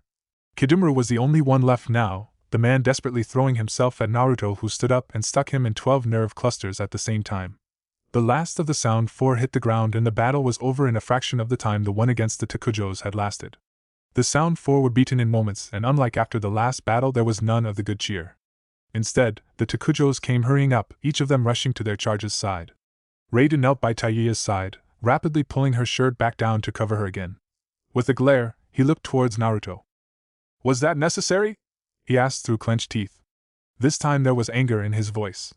Taiuya, whose face turned out now to be pale and shivering, didn't even pull away from him. It's all right, Radu said quietly. Nothing will happen, breathe. How interesting. Naruto filed what he just saw away for future reference. Meanwhile, Aoba cut the ninja wire from Jirubu and Genma helped Kidumura get up. Hei did the same for Sakan and his twin brother. Naruto looked at Orochimaru's former elite, leaning against one of the rocks as they got up. They weren't down for the count mentally. They were too proud, too headstrong, to only let that break them. He had scared them, however, some of them deeply. He waited for them to meet his eyes and spoke up first then. "The difference between you and them is simple," he said. It felt a bit silly in a way. The Takujos had worked for nearly a month with these people, and now he just came here, using the respect and attention they still paid him to shove them into the right track. Trust. He watched the sound for, seeing that they didn't understand. Taiyuya, would you trust Yoruba to catch you if you fell down a cliff? Sakan, would you use a bridge made from Kidumaru's wires? Go down that road, ask yourself those questions. When I attacked you, did you care about each other's lives? Or did you just think of how you were to survive? Your instructors trust each other enough to perform combination attacks where the least hesitation would kill them. Do you? The former Sound 4 looked away. He could tell that he had managed to hit just the right spot. With that, he bowed his head towards the Takujos. Thank you for your hard work, he said formally before he raised his hand, formed one seal and vanished. The Tsubaki Nins would integrate in the end. They would find a new home and Konoha would be stronger for it. All was as it should. An evening a few days after his sparring match against the Takujos, a knock could be heard from Naruto's door. It made him look up from his papers, his brow furrowed, and he took a look at the clock. It was 9 in the evening. Who came over at a time like this? He had taken some work with him home and was at the moment sitting at his work desk, going through a series of X-rays handed him by Rin. Can you see who it is? He asked now, looking at his bed where Kimiko was sitting with a comic book in her hands. His little sister had been over here since he got home from work, having said she had brother time to catch up on. Naruto hadn't managed to exorcise the little gnat yet, and she insisted on pestering him with questions about everything, mostly the X-rays. Kimiko seemed reluctant for a second but got off in the end, going over to the door and leaving Naruto free to look for 10 more seconds. The X-rays were of Kimimaro. The sick boy had caused a commotion to say the least amongst Konoha's medic Nins. Senju Tsunade herself had seen the disease as a personal challenge, and she, along with Shizune and Rin, were working on the boy, and even Naruto had been asked for his opinions on him. It was extremely hard to say what it could be though. The X-rays revealed a few things of interest, but was that enough? Of particular interest was the enlarged spleen. The boy evidently would have a much more intense blood SYSD. His train of thought was cut off now when Kimiko's scream came from the hallway, a shrill scream of fright and fear accompanied by someone's malicious laughter. Naruto got to his feet and was halfway out his workroom with his body kick-started when Kimiko came almost flying through the air towards him. Her eyes were wide and her face pale as she threw herself towards him, getting around him and hiding behind his back within half a second. The next second Anko came from the hallway, the woman having a manic grin on her face as she walked hunched over and with her hands out. Here, Kimi. The woman grinned sadistically. Naruto held back a groan when he realized that Anko was bored and out to play. I've got something for you. She sing-songed evilly as she closed in on Kimiko, and Kimiko buried her face in Naruto's clothes. Please stop bullying my little sister Anko, he said. What did you want? Anko looked at him now, straightening up and giving him a wry smile. That's friendliness for you, she said and shrugged. I was bored, decided to come over to see if there was anything going on. Let me guess, Naruto asked as he tried to get Kimiko out from behind him. You were out of alcohol? Anko, however, had already opened his fridge and was going through it. You got any food that isn't designed to be boring? She asked, Naruto sighing. Well, there's a bunch of ramen cups. No! Kimiko yelled from behind Naruto. She can't have those. In the middle locker, Naruto continued. Anko only looked back at him and shook her head. Nah, I don't like ramen that much. Got any dango or anything? Obviously that'd be her question. With his little sister still cowering behind him, Naruto decided to try to break this up. Kimiko feared Anko, incredibly much so, and he could do without having to stand as a bulwark between the woman raiding his fridge and the girl hiding behind him. Taking out his wallet and fishing up a bill out of it, he figured he could save Kimiko from Anko. Here, Kimiko, he said, handing the bill to her. Take this and go buy some snacks. I'll leave it up to you to choose. And no, ramen isn't a snack. Kimiko wasn't totally stupid, it seemed. She took the bill and was out of the apartment in a second flat. Anko looked after her and grinned a bit. You should have asked her to buy some tartan paint, she said as Naruto walked into the kitchen as well and took out some tea out of the locker still filled with his food. Seriously though, you don't keep any snacks around normally? There's some celery sticks in the back of the fridge, Naruto said, knowing well what her reaction would be. To Naruto's surprise, however, Anko did indeed take one of the celery sticks out of the fridge and chomped down on it. A few seconds of heavy chewing later she made a face and threw the remaining celery stick towards the sink however, Naruto catching it only just before it hit. Rabbit food, she said absently and closed the door. You could at least keep some sake or something around. If you've got ramen, I mean. Naruto took a bite out of the celery and munched on it as he started to boil some water. The ramen is not mine, he said. Kimiko is hoarding it here ever since she got a ramen ban back home. Anko laughed at this. Right, she said. You're not building up a hoard of dango and sake in my house. Naruto cut her off. By the way, other than making an ass out of yourself at Maki's for not spotting a prank that was on an academy student's level, what have you been up to these last weeks? Anko gave him a sour glare but then sighed. Naruto got a bad feeling now. Anko got something almost pensive on her face. What? He asked now. Nothing, she said, Naruto now having begun to boil the tea. You wouldn't look like that if there was nothing, he pointed out. No, Anko said. I've done nothing. After that thing at the hospital I went home and I've been just sitting there. Watch TV, taking a walk now and then, there hasn't even been any missions to do. This made Naruto wonder. That didn't sound like the Anko he knew. Did something happen? He asked. The stint of melancholy he had seen during that evening at Maki's was present once more. Anko seemed almost depressed all of a sudden. Not really, Anko said. It's just, well, it's been coming for a while now and it kinda hit me just then. When I was about to go out that evening I just didn't want to do it. Just like that? Naruto asked. Yep, Anko said. Just like that everything I used to do feels pointless. Go out, get wasted, wake up with some dude I can't even remember the name of, rinse and repeat. As you said, sex isn't any good replacement for being lonely. When I saw your mom fussing over you at the hospital, well, I haven't felt so lonely in years. It made me question everything I'm doing. Naruto found himself straightening up mentally. His mind switched over, pushing Kimimaro aside and focusing onto Anko. The fact that his usually seemingly invincible Anko was so down was enough to unsettle him. Of course he logically knew that Anko was just a human, but he had always known her as the woman who took everything in a stride and lived for simply having fun. Therefore he found himself so focused. It unsettled him, this Anko, and it had to be fixed now. Have you thought of a solution? He asked. Normal people would have seen Anko's words as a sign to start fussing over her or show. Naruto only saw a problem and went in as he always did. Find out what was known and thought about it before, map out the issue at hand and find a solution. An Anko that was unhappy and depressed was wrong, like the sun rising in the west instead of the east. A bit, Anko confessed. Mostly just vague plans though. Like for instance? Naruto insisted.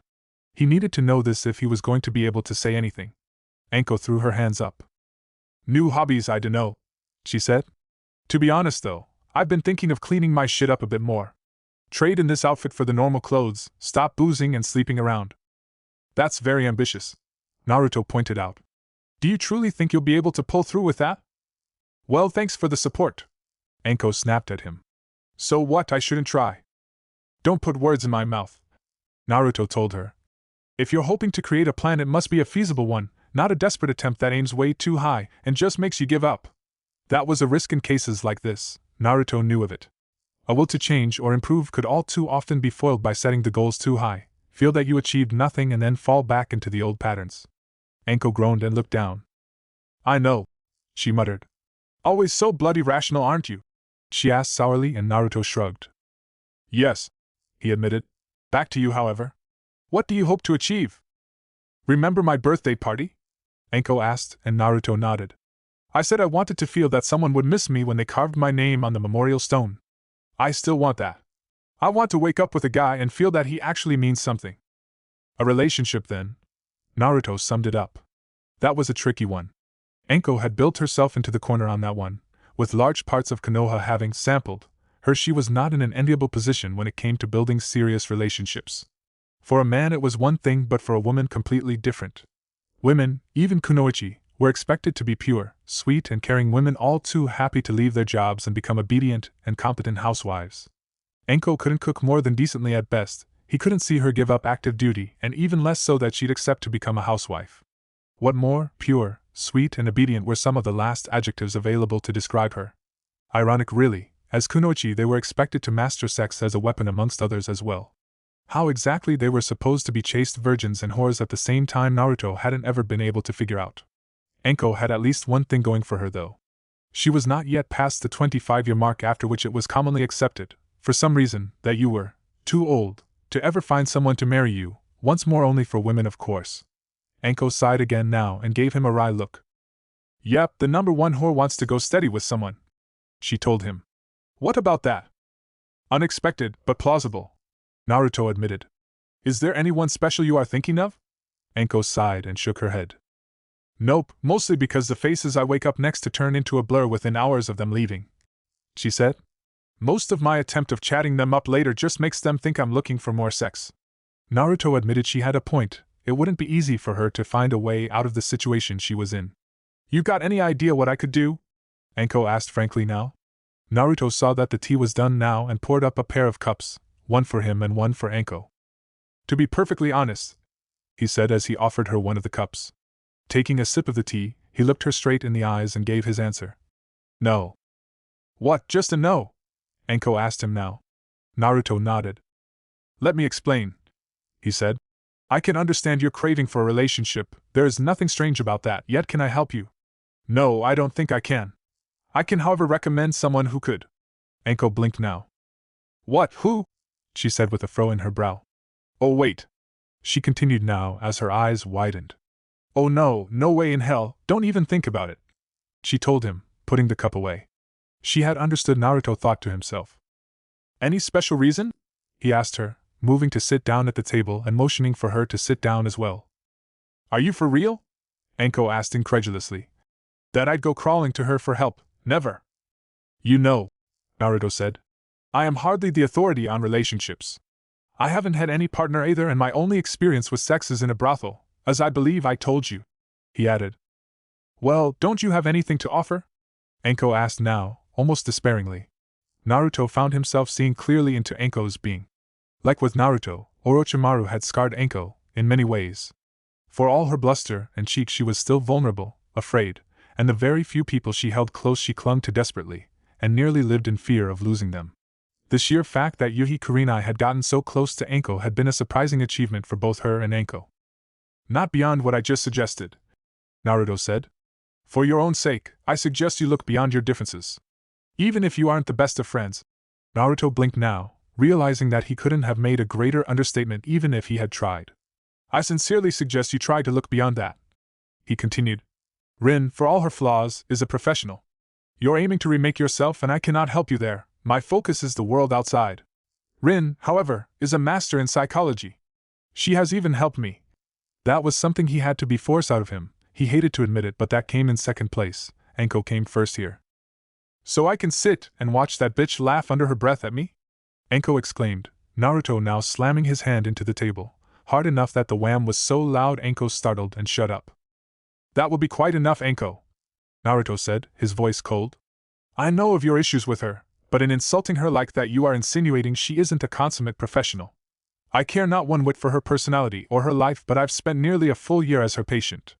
She doesn't laugh at you ever, and she does not let her personal life get involved in her work. When the hell did you take her side? Anko asked now, lashing out at him. She has given me a full year of respectful treatment, she's earned it, Naruto told Anko. Exactly like how you've earned that I do everything I can to help you.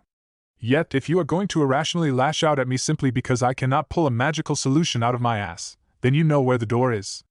Last words he said with a growl in his voice. Anko flinched now, being silent for a minute.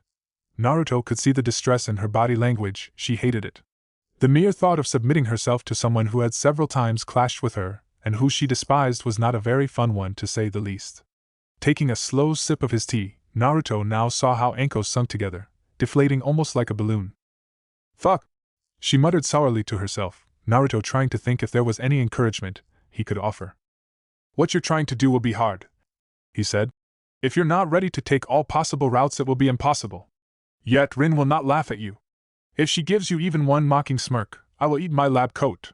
He gave Anko a small smile now, hoping the joke would lighten the tension a bit. It failed to do so, and Anko just groaned. I hope that wherever that snake bastard is, he's suffering, she said angrily. You really trust Rin though, don't you? Naruto only nodded in answer, and Anko sighed once more. I dunno, all I can see is her cracking my skull open and scrubbing my brain until I'm happy with being a submissive little bitch of a housewife. I don't want to be that, the very thought makes me want to puke, But I can't stand being alone like this. Anko now buried her head in her hands, her despair evident. Naruto was stumped now and didn't know what to do. Anko's distress radiated off her, distress and despair. He didn't know what to do, so in the end he decided to just be silent. Yet, after a few more seconds, the sound of the door opening was heard through the house and Anko looked up. "Be right back," she said now, vanishing into the hallway. Only a second later Naruto could hear Kimiko's terrified scream and a loud cackle from Anko. Chuckling quietly to himself, Naruto took another sip and wished this would work out. Anko deserved to be happy. Chapter 11. Anko deserved to be happy. As the rain came crashing down on the roofs, the streets and the trees and grass, Naruto thought this to himself once more. She deserved happiness. After such a life, she deserved to have someone that mattered to her, that she could wake up next to and smile contentedly at. Someone she could argue with, someone that could make her more angry than anyone else, yet who later could make her so happy. Someone to share existence with, become a together, with a we. She deserved that. Not this. Of all things possible, not this, Naruto thought as he looked down at the coffin in front of him. From what he had understood, it had been a routine mission. A crime lord had taken over some outlying villages in the depths of some small backwoods country, enforcing their brutal rule. 3 Konoha Nins had been dispatched to clear them out. Anko had been one of them. It was a simple mission, in, deal with them and out. It had seemed an average, almost mundane mission. Of course, that was only because the filthy whoresons to peasants who had come crawling begging for their aid had failed to mention that said crime lord was an A-ranked missing nin, one with a 10 million bounty on his head. The other 2 shinobi, Chunin both, Sen had said that it had gone so fast. In 1 second he had just been there, unleashing a devastating wind jutsu that could have razed the village and killed them all. Anko had been the only one capable of reacting, managing to parry the attack and launch herself at the man. The battle had been short and brutal, Anko managing to kill him before the 2 Chunin even got to him. Yet, the man's blades had been poisoned. Blood whisper poison. It had gone into Anko's bloodstream, destroyed its ability to coagulate, and slowly dissolved the very walls of her arteries. Anko had died in incredible pain, coughing and screaming. They hadn't said it, but Naruto knew she had. He had used the very same poison several times. It always had the same effect. Standing in front of the coffin in black funeral clothing, Naruto found himself not even able to care about the rain that came crashing down at him. Around him the other funeral attendees were standing with umbrellas in their hands. Naruto somehow found something offensive about their measures to shield themselves from the rain. He wanted to tear those things out of their hands, throw them to the winds. He didn't, however, he didn't find the strength to do so. Frankly, he didn't find the strength to do anything as it was. All he could do was stand there, watching the coffin in which Mitarashi Anko now lay, dead. Death. Such an absurd concept. For someone to be dead, it made no sense. Human life, human existence, was built around the countless processes of the human body. Air was inhaled, the oxygen absorbed and sent out into the blood, carbon dioxide being sent out of the body with the exhale. The blood pumped around by the heart, each beat incredibly powerful and sending liters of blood moving. The flow of the blood through the liver and the kidneys where it was cleansed of impurities, to the brain where the oxygen was released to reach the sensitive brain cells without the accompanying blood cells. Muscles, nerves, lymphoid system, glands and organs, from the deepest cores of the cells out to the whole of it all, the bones, organs, flesh, muscles and blood all encased in the epidermis. For all that to have ceased, all of it being reduced to still, unmoving bits. It wasn't a human anymore. Mitarashi Anko wasn't dead. She had ceased to be. In this world there were no longer any such thing, no longer such a concept, as Mitarashi Anko. She existed only as a memory now, a collection of scattered and fragmented images in the mind, no different from a thought-out hypothesis. She was gone, and Naruto was left alone. "Naruto-kun," a voice said beside him. He didn't look, he didn't need to. It was evident that it was Rin. The woman stood next to him with her umbrella in hand, looking at him with those concerned eyes of hers, eyes that he in a fit of irrationality felt like he wanted to tear out of her head. He didn't do that, he simply stood there, watching the coffin. The ceremony had been over within a respectable amount of time. The priest had not rushed anything, nor had he spoken simply standard phrases. His words, pitiful and inadequate as they were by their very nature, were at least acceptable. It had not dragged out either though, being concluded in a somber and dignified manner. The coffin would now lie here for a while, for people to say goodbye. What kind of absurd idea was that? Goodbye? There was nothing to say goodbye to, just a rotting pile of flesh and bone in no way relevant to the woman that had disappeared. In fact, why was he even here? He should be doing something, work on a project, read a book, train himself. This standing here was idiotic, served no purpose. Yet he did not move. She loved tea ceremonies, Rin said now, Naruto first now reacting. I didn't know that, he said, his voice hoarse. It felt like something had kicked him in the guts. Why didn't he know that fact? Was this a lie by Rin to provoke a reaction in him? No, Rin didn't lie. She confided it in me only the day before she headed out, Rin told him gently. We were talking about what she liked. After a while that tidbit came out. She had only participated in a few but told me that she had thought now and then about attending more of them. I understand, Naruto whispered, now looking around himself. The attendees were beginning to break up. A trio of figures were already heading away from the group, namely the peasants who had requested Konoha's aid. They had claimed to want to pay respects to the woman who saved their families. It seemed as though more were going to leave as well. Leave, huh? That made him think of something. I shouldn't be wasting time here, he muttered to himself now. What did you say? Rin asked him, Naruto shaking his head. Nothing, he said. Never mind. Thank you for attending this ceremony, Heisei-sensei. Rin looked at him, worry in her eyes.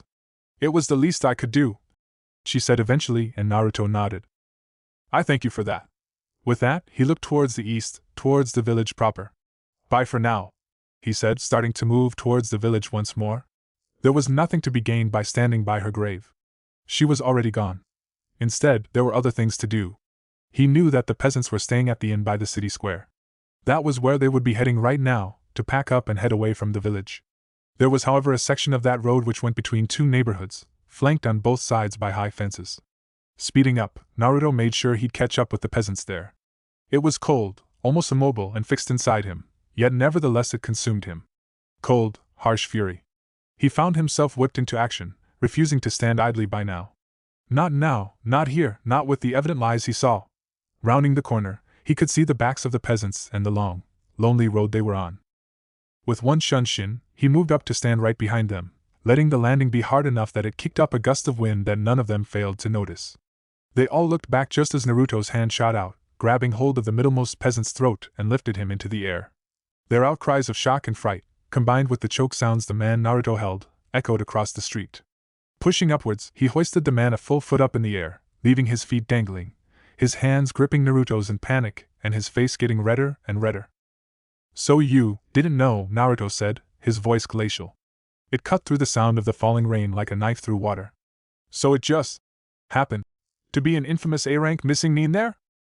Yes, sir, one of the other peasants begun now. I swear, we didn't know he was a ninja. We thought he was a mere bandit. We promise, on the graves of our ancestors, the last one added. Why not on the grave of the woman who died because you conveniently failed to mention something that would have made the mission 50 times as expensive? Naruto asked, his voice sinking into a hiss. Tell me, what precedent does it set if you are allowed to live? He continued. If you get away with this, what's to stop every dreg in the 5 nations to lie about the missions they ask us to do to lower costs? We won't let anyone know about any of this. The second peasant swore. We didn't mean for anyone to die. We grieve her death like she was one of us. Oh really? Naruto asked as the rumble of thunder could be heard in the distance. Is it not rather that you'll go home now and celebrate this, not sparing one thought for the woman who died because of you? No, we swear, the peasants answered, their friend getting more and more red in the face from being choked. Naruto looked down at them, feeling his utter contempt for them well forth. These sniveling, parasitic worms. What motivated any part of their dirt-covered existence? He wanted, more than anything else, burn their village to the ground and crucify them all on the nearest hill. He wanted to, but he didn't. Instead, he threw the man he held by the throat to the ground and towered above them, glaring at them with a frozen glare. Then go to the Hokage's office, he told them. Let him know you're going to petition the daimyo for extra taxes in order to pay off this mission. And obviously you will pay generous interest to compensate as much as you can for this valiant woman's death. Now he hunched down in front of them, still glaring at them. That, I hope, is not too much to ask for. Is it? He asked lowly. No, the peasants all answered fearfully. I swear on my mother's soul that we'll honor her death, Shinobi-sama, the third one said. They were scared nearly witless, Naruto realized. He must seem like the Shinigami himself right now, a terrifying, inhuman being promising death. I trust you know where the office is, he said, and the peasants all quickly nodded. Then move now. He finished the discussion and the peasants all scrambled to their feet, running away as fast as their legs could carry them. Naruto got to his feet, sighing deeply in an attempt to rid himself of the festering feeling in his mind that he had been too kind. He now looked backwards, seeing how Rin stood a few meters away only. He could tell she had been watching, her face showed her shock, and she seemed to have been moving to stop him. Another stab of anger came to him now, and he gritted his teeth. "I'm not that irrational," he said, almost lifelessly, before he turned away from her and left. He didn't go home, however. He couldn't make himself do that. Blindly he wandered the streets of Konoha, stalking the roads without any real thought as to where he was going or indeed how far or for how long he wandered. He merely walked through the empty streets with a nearly sleepwalking gait. It felt as if he wanted to disappear, that if he walked for long enough perhaps his body would dissolve into the water and vanish into the earth. Anko. He remembered the first time he had met her, a small child only just apprenticed to Orochimaru. Anko, already then having her weird sense of humor, had leaped out from behind a door wearing a monster mask as Naruto had been about to go to bed.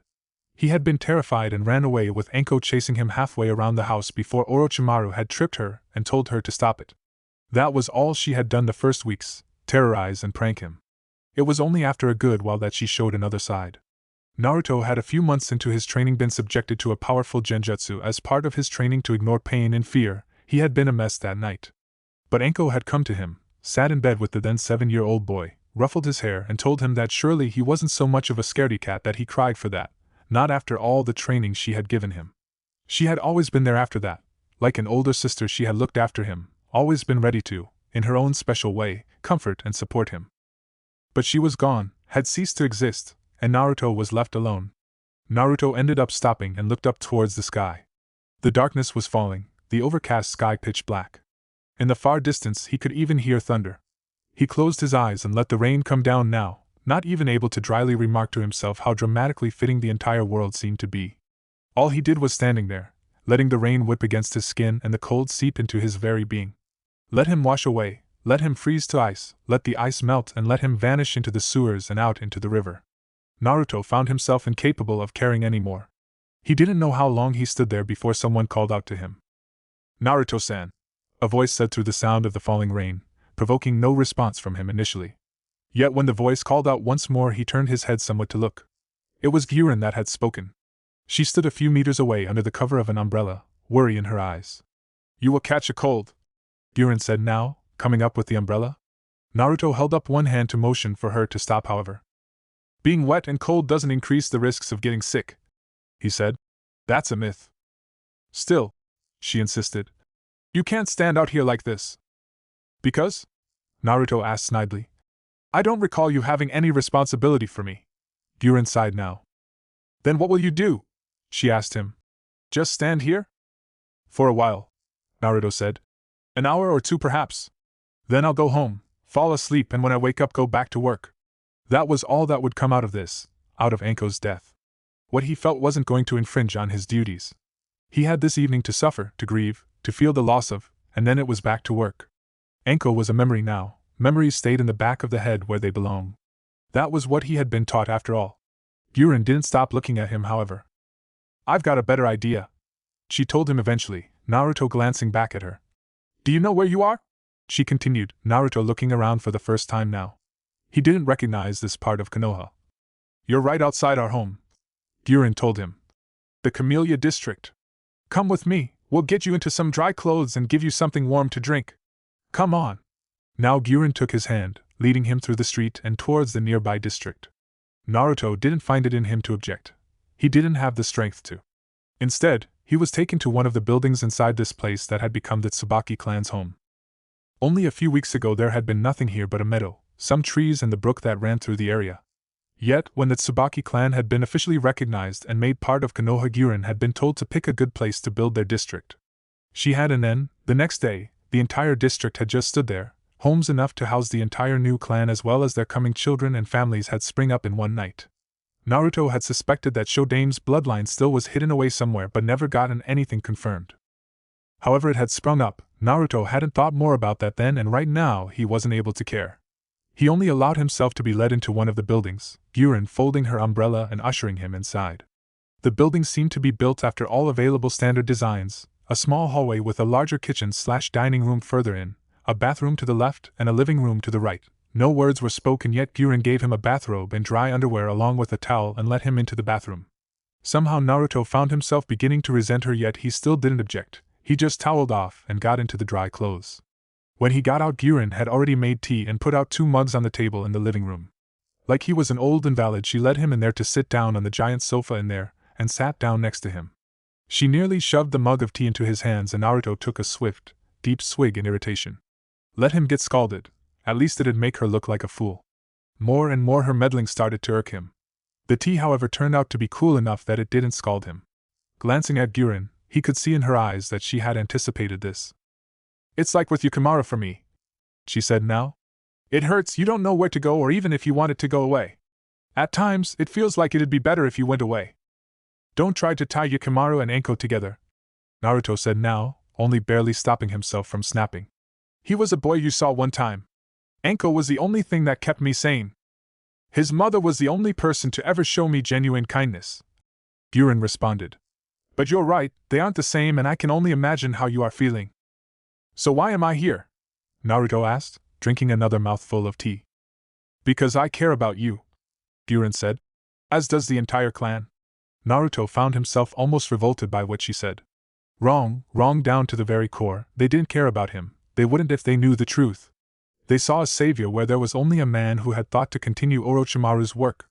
Wrong. False. Naruto found himself clutching the tea mug in his hands. He took a few deep breaths, staring straight ahead, in an effort to calm down before he did something drastic. Gyurin leaned forwards, putting a hand on his wrist. "Easy," she said. "Naruto-san, you don't have to be alone. I mean, I can't take your sorrow off you or make it lesser, but we're here for you. If you need, in whatever way, there's an entire clan here who honors and respects you. In whatever way we can be, we're here for you." Naruto snorted, only further and further enraged. "So, you'll do anything to help me? Is that it?" he asked bitterly, looking at Gyurin with narrowed eyes. "Yes," she told him plainly. There it snapped for Naruto.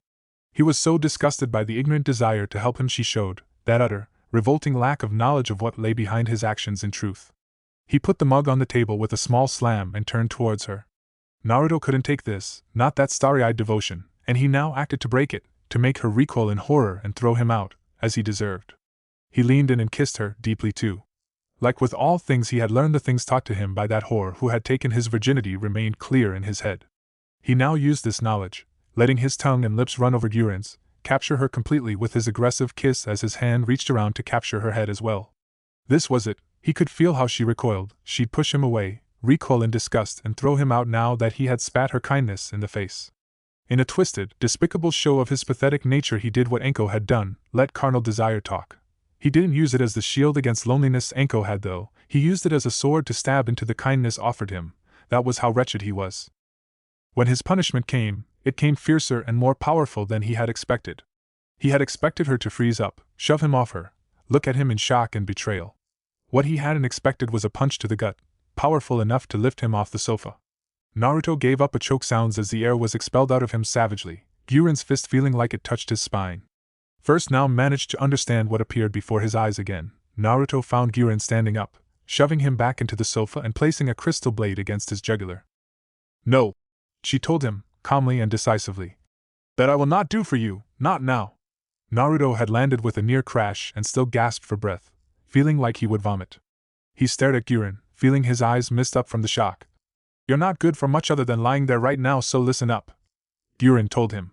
In her voice was the old Gyurin, the bloodthirsty and proud warrior who answered any slight with blood. "I want to help you," she told him. "But I won't let you fuck me with the only intent to escape your pain. Midarashi was your friend, she deserves more than you throwing yourself at the first show of kindness like a randy dog." "Then don't," Naruto snarled with his breath back. "Throw me out of here. Don't try to give me something I can't even tell you what it is." Gyurin didn't remove the blade from his jugular, yet in her eyes Naruto saw only more and more of that accursed pity and compassion. "Just cry," she told him. "Think of when you first met her, when she begun to matter to you. Think of her last birthday, think of what was so special about her. Think of that, cry." Now Gyurin let go of him, stepping back and heading off. "I'll dry your clothes for you," she continued. "You can take the sofa tonight." With that she exited, giving Naruto some privacy. Naruto, feeling the adrenaline in him mix with all the emotions that raged like a storming sea in his soul. Numbly, he sat up with a slight forwards hunch. All those things Gyurin had talked about came to him now, memory after memory parading itself in front of him. Feeling choked, Naruto took a deep breath only to realize that it shivered. With it came a pressure, a tingling feeling in his eyes. Reaching up, he put his face in his palms and gritted his teeth. A shiver came to his body, a jerk as his breath made a sharp intake. Soon Naruto found himself sitting there, silently shaking as his eyes flooded and his breath became ragged. "Damn it," he said quietly. "Damn it!" He couldn't say anything more as the grief overwhelmed him. For the first time in nearly 8 years he cried, crying in pain, grief and loss. The next morning Naruto awoke slowly. He felt exhausted despite the sleep he had gotten and felt like his eyes were swollen.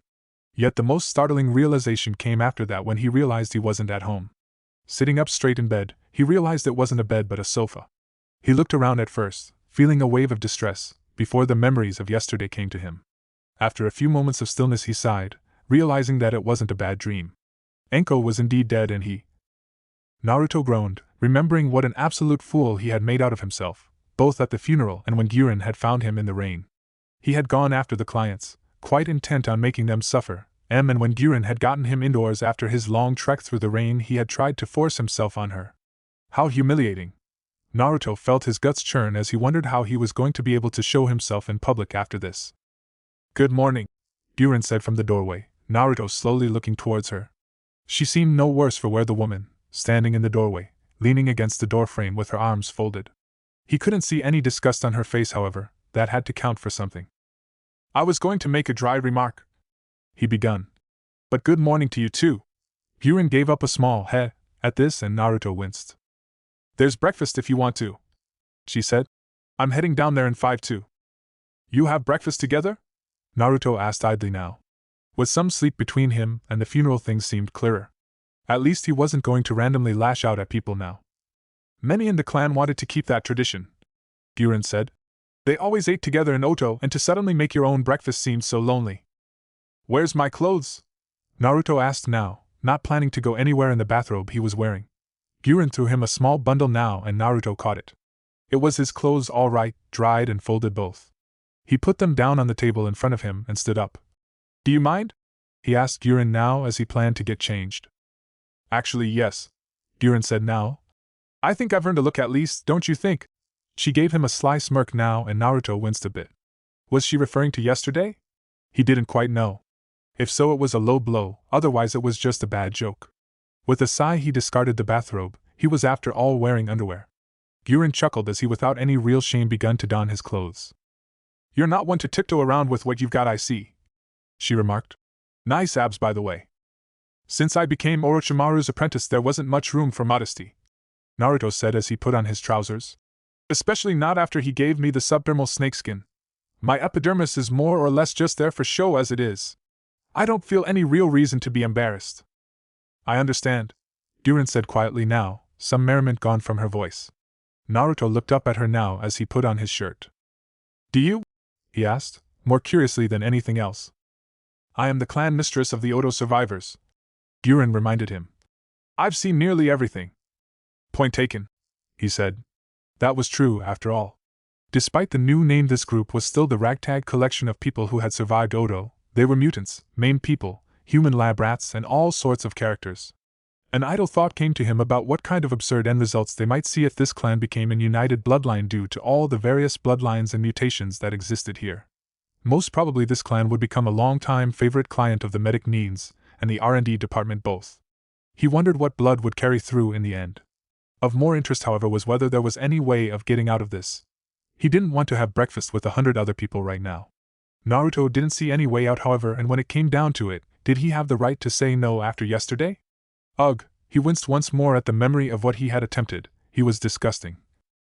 Gyurin showed him to the larger building in the middle of the district and into what had to be the dining room. It was mostly empty at the moment, the low tables being put up with 4 long tables vertically down the length of the room and a 5th table horizontally along the short ends of the latter 4. Gyurin took her seat at the horizontal table, motioning for him to come and sit down beside her. Naruto did so, realizing he was sitting at the place of honor, right next to the clan head. The whispers that came from the already present Tsubaki clan members upon seeing him made him cringe. He hated these situations. Gyurin came to his rescue now, however, clapping her hands to get their attention. "That's enough," she said. Naruto-san came here to eat breakfast, not to have people gossip about him to his face. The whispers stopped quickly, Naruto taking a small sigh of relief.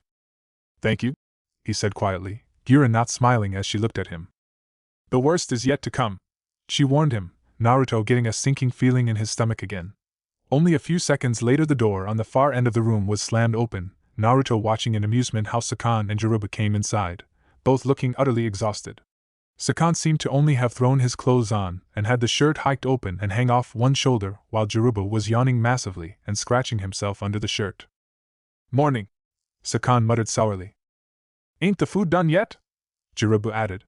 Naruto decided to enjoy himself a bit, and before they saw him he corrected his posture so he sat with a straight back and folded arms. How undignified, he said, letting his voice hold some disapproval in it. Sakan and Jiruba both nearly leaped out of their skins from fright when they saw him. Sakan backed into the wall and Jiruba didn't move a single muscle, instead looking like he was about to faint.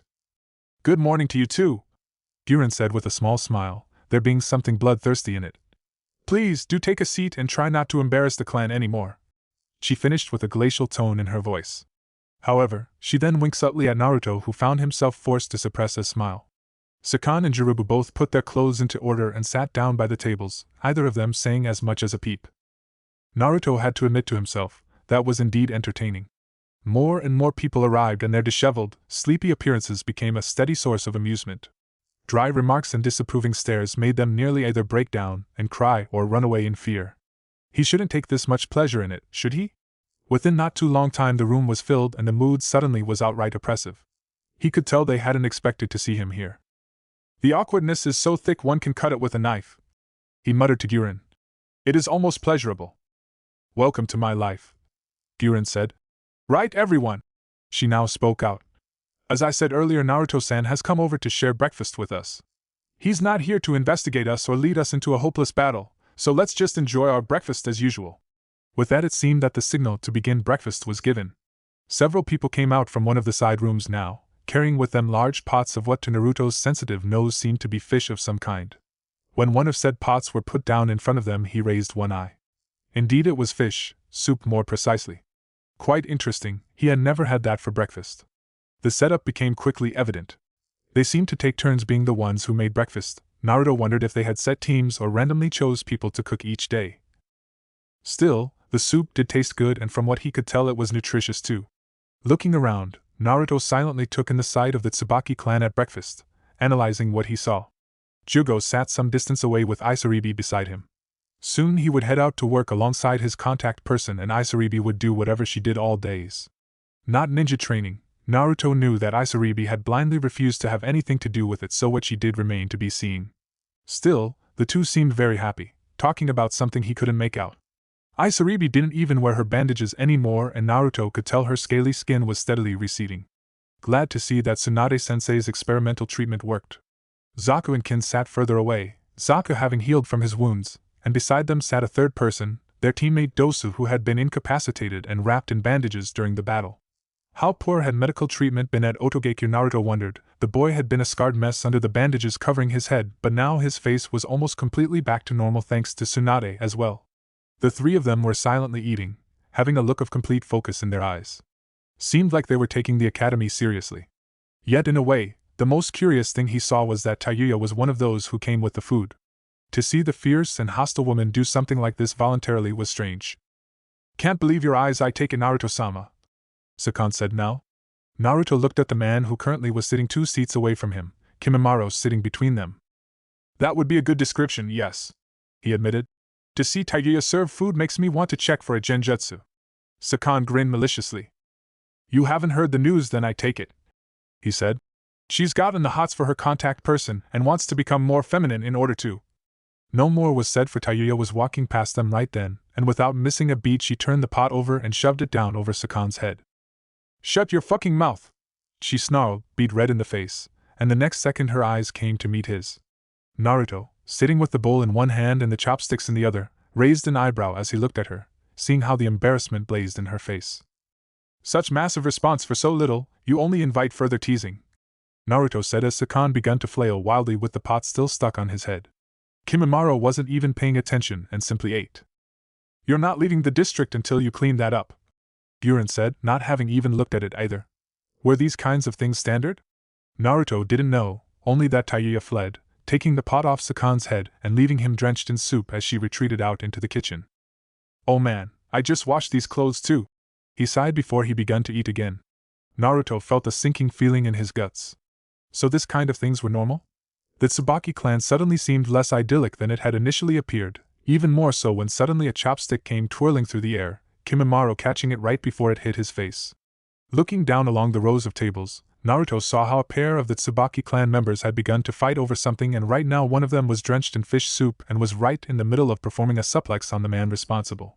This made a third one spill his soup all over himself, and he got up as well, and raged. The whole situation was rapidly going south when Guren acted. Right before anything more could be made, a large crystal spike shot out from the floor under the table, piercing through it, and rising all the way to the roof with a deafening crack. Everything fell silent, and Naruto stared to his side at Guren, who had put her hands together in a seal and was currently glaring hopes at the two offenders. "That is enough," she said, her voice quivering a bit. Yet it wasn't grief or embarrassment. No, right now Guren was smiling, that bloodthirsty smile she had when she was really worked up, really hungry for battle, and just begged the world around herself to give her a single reason to fight. If she got it, Naruto knew there would be little left of whomever she fought. Her smile was wide, maniacal, and bared her teeth. The two shinobi who had begun to fight right now held onto each other with expressions of pure horror on their faces. "Go and help Tayuya-san in the kitchen," Guren continued, the two fighters both scrambling away with small yelps of fear. Naruto looked after the two in disbelief. Scratch everything he had thought about this clan, it was insane enough that Kimiko would take to these people like white to rice. Sighing, he went back to eating. It was best to pretend nothing was out of the ordinary, he was a guest after all. Breakfast was soon done without any larger intermezzos, and Naruto had work to do, so without much further ado he got up to head out after the meal was finished. He got company to the edge of the district by Guren, however. "I can't say I was expecting a breakfast like that," he told her. "Yet for all the strangeness I saw little actually problematic dysfunction. You seem to have created a good home for them." He admitted that freely. The people here were strange, many of them had deep issues, yet what he had seen hinted that it was a good place for them. "I'm doing my best," Guren said. "There's a lot of work, not the least with the team I'll probably get soon." "Good luck with that," Naruto said as they reached the end of the district. "Also, thank you for the breakfast, as well as other things," he added after a second, thinking of yesterday. He still was ashamed of himself, especially over his sexual harassment of Guren. He just hoped his apology would be enough for her. He knew it wasn't for him. "You're always welcome here, Naruto," Guren said, and Naruto nodded. "Thank you," he said once more, bowing to her. "Until later, Guren-san." With that, he left the district and headed off. Sunday, that meant there weren't even any work to be done at the labs. He had nothing to do, nothing whatsoever, and in the end he headed home, not bothering to check the mailbox and instead just collapsing onto his bed when he got to the bedroom. Several hours later found Naruto still lying on the bed, having remained there all this time. Everything had come crashing back for him when he had neared his home, and the feeling of loss had nearly paralyzed him. He hadn't even bothered answering his phone when it had rung a couple of hours ago, instead listening to the answering machine as it recorded the message. It had been from Rin. She had petitioned for him to get a week off from work, and it had been approved. He still felt weak from everything that had happened, yet more than anything else he felt ashamed of himself. Threatening the farmers, trying to force himself on Guren. Was he really no better than this? Was he really nothing more than a broken little boy? It was so embarrassing, so shameful, to admit to these weaknesses. He couldn't ignore what had happened, so that left him here with nothing to do but to stare up at the ceiling. What the hell was he going to do now? Rin's message said that she would schedule appointments for him during the following weeks. She'd come over to him. In the meantime, she had urged him to take it easy, rest, give his submerged thoughts and ideas time to bubble up to the surface. Naruto was appalled by the idea, however. He hadn't had time off longer than singular days before. What in the gods' names were he even going to do? Think of Anko, most probably. Was that how this worked? Think enough of her and cry enough times that in the end it stopped hurting? He hated psychology. Sitting up in bed, he let himself vent on that science. It was the single most ill-defined field of study there was, lacking any kind of overarching theory or paradigm. It tried to measure and comprehend internal processes, things that couldn't be quantified. How the hell did one make a serious science beyond the quack stage when everything it dealt with were by definition abstract and subjective? Sighing, he got up and walked over to his kitchen to get some tea to drink. Once again he was getting prejudiced. Pouring some water into the boiler, he reminded himself that he still had a language. Humans could communicate, they had languages with hundreds of thousands of words. What more, the chemical reactions that created emotions and traumas were always the same. Anger was the same for all, even if it might manifest in various ways. Obviously, there were gray areas and poorly defined parts of it, but no worse than that they could be addressed with enough data that could be acquired via communicating with the subjects studied and then extrapolated upon. No, the issue wasn't that psychology would be a pseudoscience. It wasn't, it was him. He was put on edge like hell by what had happened. So what to do? He needed to deal with this. The head of research and development couldn't walk around breaking down as soon as a trigger arose. Wait, triggers? An idea arose for Naruto, one inspired by his training with explosives. The best way to get rid of volatile materials was to let them go off in a controlled environment. He wondered what exactly Rin would think of his amateur psychology now that he tried to apply that to the human psyche but decided to act on it anyhow. He wasn't one for staring on the ceiling. Instead, he left the house and headed downtown. Thinking back on the times he had spent with Enko, he remembered many things, places and people, and as he walked through Konoha he kept his eyes open, doing all he could to spot those places. He'd go there, recreate the circumstances of his last visit with Enko there, and then he'd just see what happened. Amateurish as it might be, it was better than lying at home. As chance would have it, his first stop became the tea house into which Enko had dragged him that one time when he was being frustrated about the blood Nin's secrets. He'd seemed strange when he did this, no doubt, but he didn't care. He instead walked up to the counter and begun talking with the woman behind it. A few minutes later he sat with a giant pile of dango, 50 ryos worth of them, along with a can of iced coffee. Enko had been too cheap to get actual tea that time. Cracking the can open, Naruto found himself freezing. How had he done that day? Had he taken a bite of dango or a swig of coffee first? Okay, what was this? Was he getting that obsessive? Naruto grunted and took a swig of the coffee. Disconnecting his mind as well as he could, he sat there, slowly emptying the can as he chewed down on the dango. He could see why Enko had liked dango so much, it was quite nice food. It came to him now, he could almost see Enko's face, the widest, most shit-eating grin ever on her face. Damn straight, Mr. Ice, she seemed to say. About time you acknowledged the food of the gods. A single dango stick hung out from between her teeth as she said it, her voice somewhat muffled by that she spoke through clenched teeth. Happy, go lucky, enthusiastic and random. That side of Enko was one it seemed had slipped most people by. Her promiscuity, arisen from her loneliness, overshadowed that and had made her been seen as a slut. But in truth, the real Enko had been a jockster more than a whore. She had always been in many ways a child, impulsive and carefree. How had that happened? Enko had held on to her inner child through everything that she was put through. While it changed into something somewhat more sinister, it had still been there. He had shattered and been recreated as an Orochimaru clone. Did that mean Orochimaru had not pushed Enko as hard? Or had he simply been weaker? Murin. He didn't need Enko to be here to know what she would have said in response to that. She'd even do that thing where she brayed like a sheep when saying it. Weakness and weakness, it must have been a matter of different coping mechanisms. To Naruto, obeying and becoming as Orochimaru wanted to was the easiest way. Enko had refused, lashed out and become more and more random and devil-may-care in her attitude. What if he had gone down that route as well? As a child he had been in many ways like Enko, loving pranks and being infamously loud. How would that have looked? Orochimaru's two crazy students. They'd have wound each other up, daring each other to the level of absurdity. Naruto could tell that. Neither of them would ever have backed for challenges if the other one didn't. He could just imagine the two of them vandalizing the Hokage monument by painting the Hokages to look like transvestites and the likes. Shivering a bit, Naruto found himself glad that hadn't been the case. Still, if he had been that person he would no doubt have enjoyed it, massively. Two wild peas in a pod. If they had talked about this between the two of them, Enko would have asked now why he had chosen to be such a damn bore instead.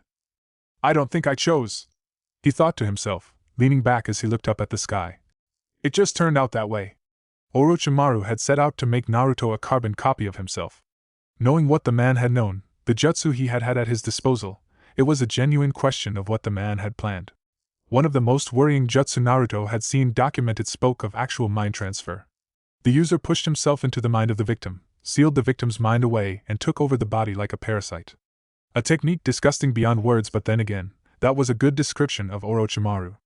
If it hadn't been for Enko, who had been there to throw monkey wrenches into everything Orochimaru did, would he have stayed loyal to his master, in the end being used by the psychopathic man as his new body?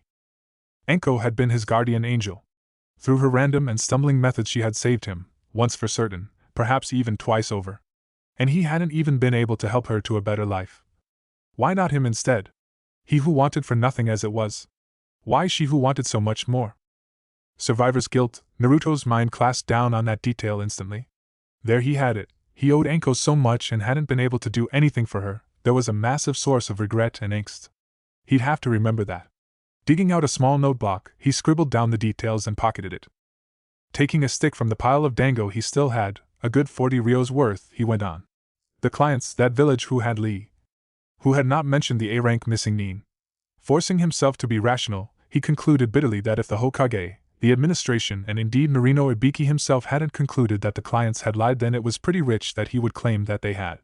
As rich as it would be out of him to speak of trust when doing that would show the lack of trust he had for his fellow shinobi. It tasted bitter, like ashes in his mouth, but the peasants had to be cleared of all charges. An errant thought crept into his head that perhaps he could at least do something small. Going to the village and threaten the villages with bloody murder for what they had caused, perhaps. Naruto slapped himself in the face now. How asinine was not that? Petty, pointless, and satisfying only his basest urges. That was not his role to do, bah! It was what it was, the undeniable, unchangeable reality grinned him in the face. Anko was dead. There was nothing to do about it, no bargains to be made, no magical technique that. Naruto opened his eyes wide now, remembering something. His second visit to this tea house ended as the first one had, with him leaving in a swirl of leaves as he headed home as fast as he could. Reappearing right outside his apartment door, Naruto threw himself in and opened one of the lockers in the hallway. Behind a secret trapdoor in the wall there he had hidden one of the scrolls he had taken from Orochimaru before killing him. The scroll was about as large as his forearm and about as thick as well, with a protective seal on it and a red silk wrapping. It was a collection of kinjutsu he had promised himself to go through one day. Today turned out to be that day, and Naruto lit his workdesk lamp as he nearly flew into his chair, opening the scroll to begin to read it. His eyes pored through it frantically, and after about 5 seconds he saw it, something that made his heart pound. He had been wrong, there really was a magical technique that could bring her back. Edo Tensei, Impure World Resurrection. A summoning technique that brought people back from the dead if he read the scroll correctly. Taking several deep breaths, Naruto put up one hand to his mouth to bite down on the fist in a way to calm himself. He had to read this carefully. If he misread anything here it'd be catastrophic. Carefully poring over it, he saw how the technique would work. It was based around 2 things. Firstly, the technique needed a DNA sample from the person who was going to be resurrected. Secondly, a human sacrifice. That made sense, Naruto thought. Action and reaction, the effort you put into something defined the end result. The soul of the sacrifice was used as energy for the technique, and was driven out of its body, whereupon the DNA of the one to be resurrected could be used to implant that very soul into the body. Naruto had to stop again to breathe. Leaning forwards he supported his forehead with his hand and tried to not hyperventilate. It was all there. Some bits were missing, but it was really just to connect the dots to complete it. Yet, despite Orochimaru's attempts to break him down and via Anko's constant meddling, Naruto had acquired one specific trait that stood hard as steel in him, a trait that now clasped down on it all, locking it in a savage grip and refusing to let go. His ethical code. To be as thorough with everything as could be. To always strive for the fullest understanding of the implications and consequences of what he created. To make his discoveries with means other than human misery. It was ironclad, and not even now could he abstain from considering those factors. Firstly, the soul used to power this jutsu was explicitly stated to dissolve, being used as an energy source and falling apart when used. That not just implied the utter annihilation of that person, it outright stated it. It was murder beyond murder, for no higher cause than his grief. Secondly, even if he did succeed with this, what would that lead to? The barriers of death broken. If that was not a can of worms to break, then what would be? How sought after would not this jutsu be, now that every great leader or beloved companion could be brought back? And with the appendix to the notes in this scroll, the appendix detailing how the summoned soul could be controlled. That made it even worse. Not only could dead kings and the likes be brought back, they could even be controlled that way. Thirdly, if this jutsu did what it promised, that meant that the afterlife, in whatever shape, really did exist. He would be tearing Anko from the afterlife, from the place she had gotten there, bringing her back into a place where she no longer belonged for his own desires only. Knowing nothing else of the afterlife, Naruto would have to assume it was uniform for everyone, meaning Anko would be bereft the family that would be awaiting there. Fourthly, summoning the dead back to life. Konoha had banned even human experimentation. It would take days to finish this jutsu, days during which he'd be a giant target for Itachi's investigation. Naruto had only just now managed to build up a good reputation in Konoha. If he was caught with this, all that would be forfeited. The Tsubaki clan would be irrevocably tainted by association with him too. Damn it. Naruto stared down at the document, realizing slowly how much this jutsu could change. For good, and for evil. Orochimaru had cared not one whit for the repercussions, only for the gains when he did his discoveries. He was haphazard, single-minded and outright crude in his research, things that appalled Naruto thoroughly. Naruto wanted clean-cut research, as controlled as possible and performed in such a way that the consequences could and would be dealt with. And this, truly this was the apex of his master's deranged research. But it could give him Anko back. It was really there, really possible. And besides, he could kill some deranged killer nobody would miss. Wait, what? When exactly had he allowed himself that kind of cretinous logic? A life was a life as far as his research went. The instant you started choosing which people that were more or less worthy of life, you invited a whole scale of different people's values, a scale that would be made without any sensible overarching theory, and thereby being nothing more than an arbitrary bullshit scale not worthy of be taken the least seriously. Slamming his hand into the table in a sudden explosion of anger, Naruto took some deep breaths before he rolled up the scroll completely and pored over the rows of text in their entirety. Yes, all of it was about the Edo Tensei. There was nothing more. For a few minutes he sat there, holding a pencil in his hand as he tried to see what derivatives of this was possible. 5, 10 and 15 minutes passed, Naruto sighing in the end. No, there was nothing here, it was too much of a specialized spearhead jutsu. The research notes when it was developed would be a goldmine, but the finished jutsu was near useless in terms of what could be derived from it. With that concluded, Naruto dug out another scroll from his work desk, opened it, and spread it on a table. This one was adorned with a series of complex rings made up out of markings, and in the middle there was a small area untouched by ink. He rolled up the Edo Tensei scroll and put it in there. He now made 2 seals, ending in the tiger seal, and the Edo Tensei scroll burst into flames in seconds, the smoke being sucked into the scroll as it burned fiercely, nearly explosively. Naruto sat with his back against the backrest as he watched the scroll explode only a few feet from his face, the shockwaves and the smoke being devoured by the scroll. If he brought back Anko, he'd sacrifice his standing in the village, the Tsubaki clan's frail future, his ethical code, and most probably Anko would punch him in the face first thing she did. It'd open a can of worms unlike anything else and unleash something Naruto did not think he could truly control. No invention of his would ever rule over him. He was the master of his life and what came out of it, not some deranged creation left behind by his master. I'm sorry, Anko, he thought to himself. But I cannot do this, not for you. He watched with a numb sensation as his only hope of ever seeing her again was consumed and fell apart into ashes that eventually swirled around and vanished into the scroll as well. Yet, despite that, there was something that made him see Anko in front of his mind's eye, grinning at him with a dango stick in her mouth. He wanted her to be happy, and how could he do that by becoming Orochimaru? He found some comfort in this, even as the tears slowly started to run down his face once more. It was a few hours later, the day had turned into afternoon moving towards evening, when it rang on the door. Naruto, who had spent the day reading a book, felt a sudden sting of reluctance to open at first. Whoever it wasn't anyone he wanted to see. Yet, he closed the book and hit himself once in the head with it. He was being irrational again.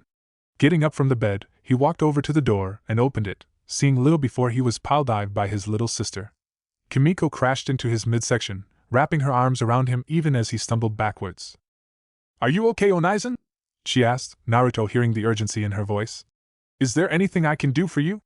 I'm so sorry she's dead, I wish there was anything I could do. Kimiko's mouth continued babbling and Naruto found himself groaning. For the love of... Get off me, he said, pushing her off him and landed her on the floor. Leaning down to grab her head, Naruto looked right into Kimiko's eyes, seeing that they were red. Had she been crying? All over her face were the marks of the kind of stupidly genuine and thorough sadness only she could show seemingly. What he was going to say died in his mouth and he eventually sighed. Come here, Kimiko, he said, ushering her into the kitchen where he sat down on a chair and motioned for her to sit down on another. For a second his little sister hesitated, then she sat down as well. What are you talking about? He asked her. Tell me outright. I mean Anko Nichan's death, Kimiko said. I heard about it yesterday and I came here, but you weren't here and I got scared and thought. She was beginning to babble. Quiet, Naruto told her forcefully, Kimiko flinching and quieting down. Naruto sighed once more, leaning back as he rubbed his eyes with one hand. This was going to be complicated. You don't need to worry about me, Kimiko, he said eventually, leaning forwards again. I'm a grown man. What's happened is painful, very much so, and I feel as if everything is pointless. But I don't need you to take care of me. You hardly even knew Anko, so why are you so upset? She was important to you, Kimiko said. I know I didn't like her very much in a way. I actually wish sometimes that she would die. I felt like she was taking my big brother from me. She looked down at her feet now. Naruto knew well that it was just a child talking, an ignorant child whose words shouldn't be taken that seriously. Nevertheless, it felt like a stab in the guts when he heard what Kimiko had wanted. It took him some effort to remain calm. But now, Kimiko continued, I feel like a horrible person for ever wanting that. I feel like I'd do anything to get her back so you wouldn't have to deal with all this. By all gods, she really was broken up about all of this, and Naruto was once again reminded of the massive abyss between her and him emotion-wise. And what was he going to do? He didn't have the strength to yell at her now, and after a while he spoke up. Don't worry, Kimiko, he told her. I won't berate you for anything. But this is something I'll have to deal with on my own. You don't need to get involved in this, you shouldn't. But still, thank you for coming over. Kimiko looked up at him now, with eyes still tear-filled, and after a while she got off her chair and almost ran around the table, crawling up into his lap where she proceeded to hug him. Can I at least hug you? She asked, and Naruto found the sudden embrace, not rough like her entrance, making him flinch almost. Her small arms were warm and she made sure not to hold him too hard. It did something, indeed it did a lot, and Naruto found himself almost overwhelmed by the feelings that flooded him. In the end, he returned the embrace, wrapping his arms around his little sister and holding her close, one arm holding her head and the other under her arms. You can, he whispered quietly, not able to say much more and instead holding on to his sister, his grip tightening for a couple of seconds as he bit back his tears. He found himself presented with an undeniable fact, one that had been true all along but which was possible for him to realize only just now. He loved his little sister, this tiny, impulsive and at times dumb as a rock girl Kimiko. He loved her so much that he all of a sudden did not know what to do with it all. Naruto realized in that moment what overflowing with emotions meant.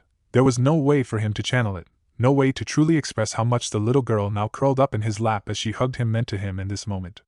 He was no longer alone, no he hadn't ever been it. For all this time, ever since she had first begun to harass him, she had been here, fumbling and clueless, but nevertheless she had, with a loyalty and love firm as steel, been here for him. Thank you, Kimiko, he thought to himself. I love you. They were words he couldn't speak, things he perhaps never would be able to express. But Namikaze Naruto in this moment understood that he cared for her as much as he ever had cared for anything or anyone. He'd do anything for her, he could shamelessly admit that right now. The brother and sister remained like that, holding on to each other for a long time, Kimiko being clueless about what she had taught her brother in that moment. Chapter 12. With all that had happened recently, Naruto had had ample opportunities to test his strengths and map out his weaknesses.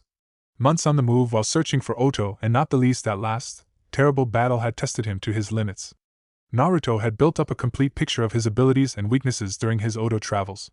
One in particular had stood out, a glaring weakness that he refused to leave intact, his swordplay. Even with the Kusanagi no Tsurugi in his possession, he was little more than a novice with the sword.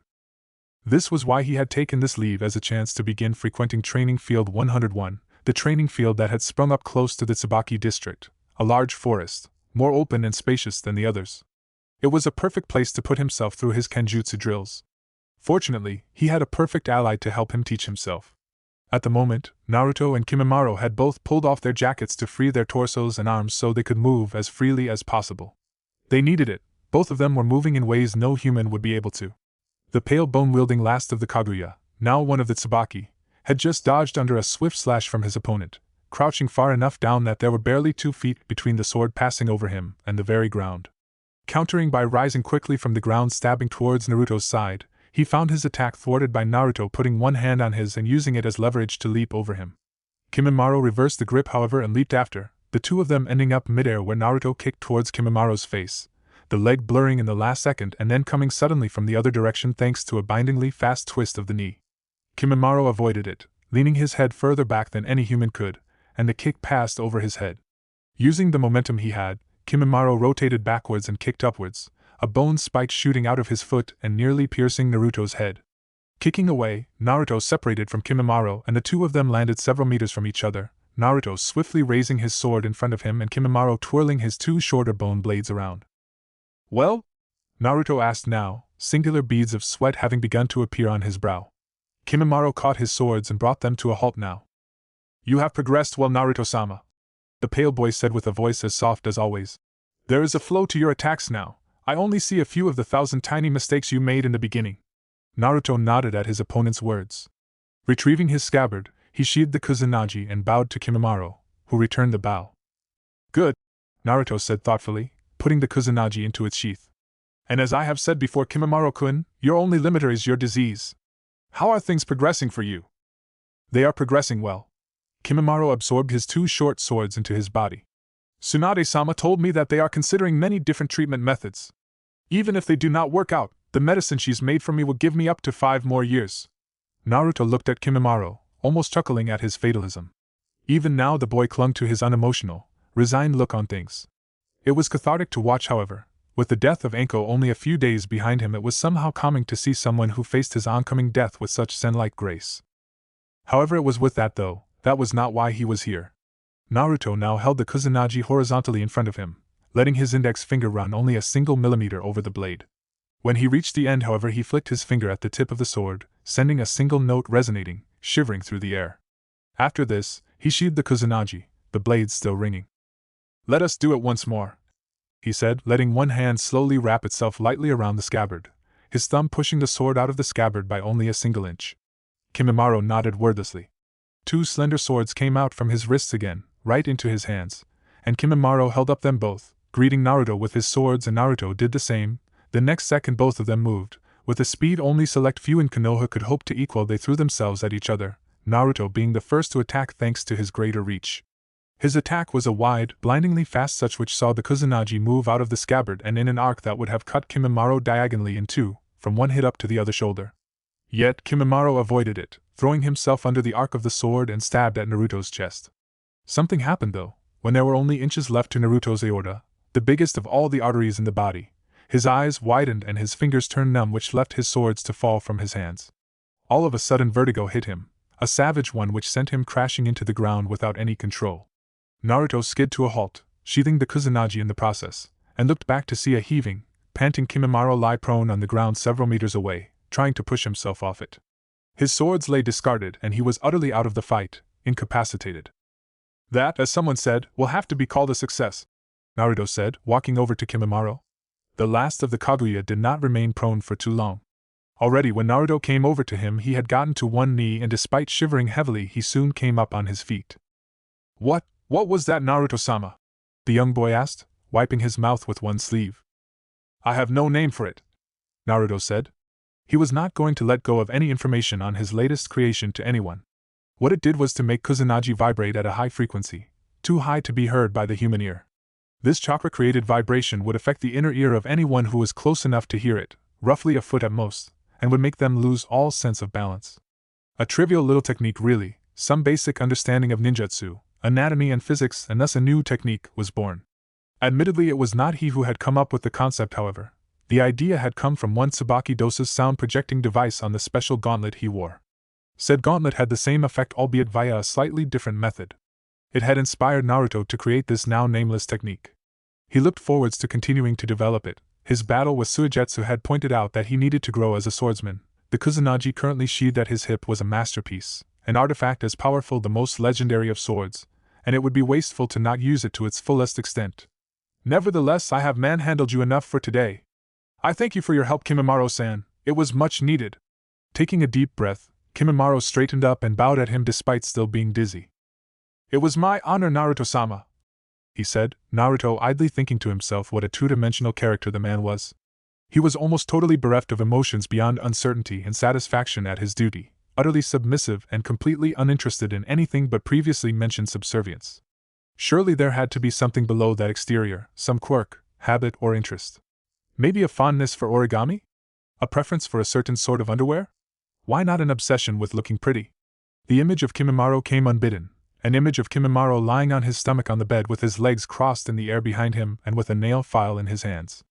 Naruto caught himself now, realizing what he thought about, and decided that yes, he must have inhaled something at the lab recently. He noticed something in the corner of his eye now.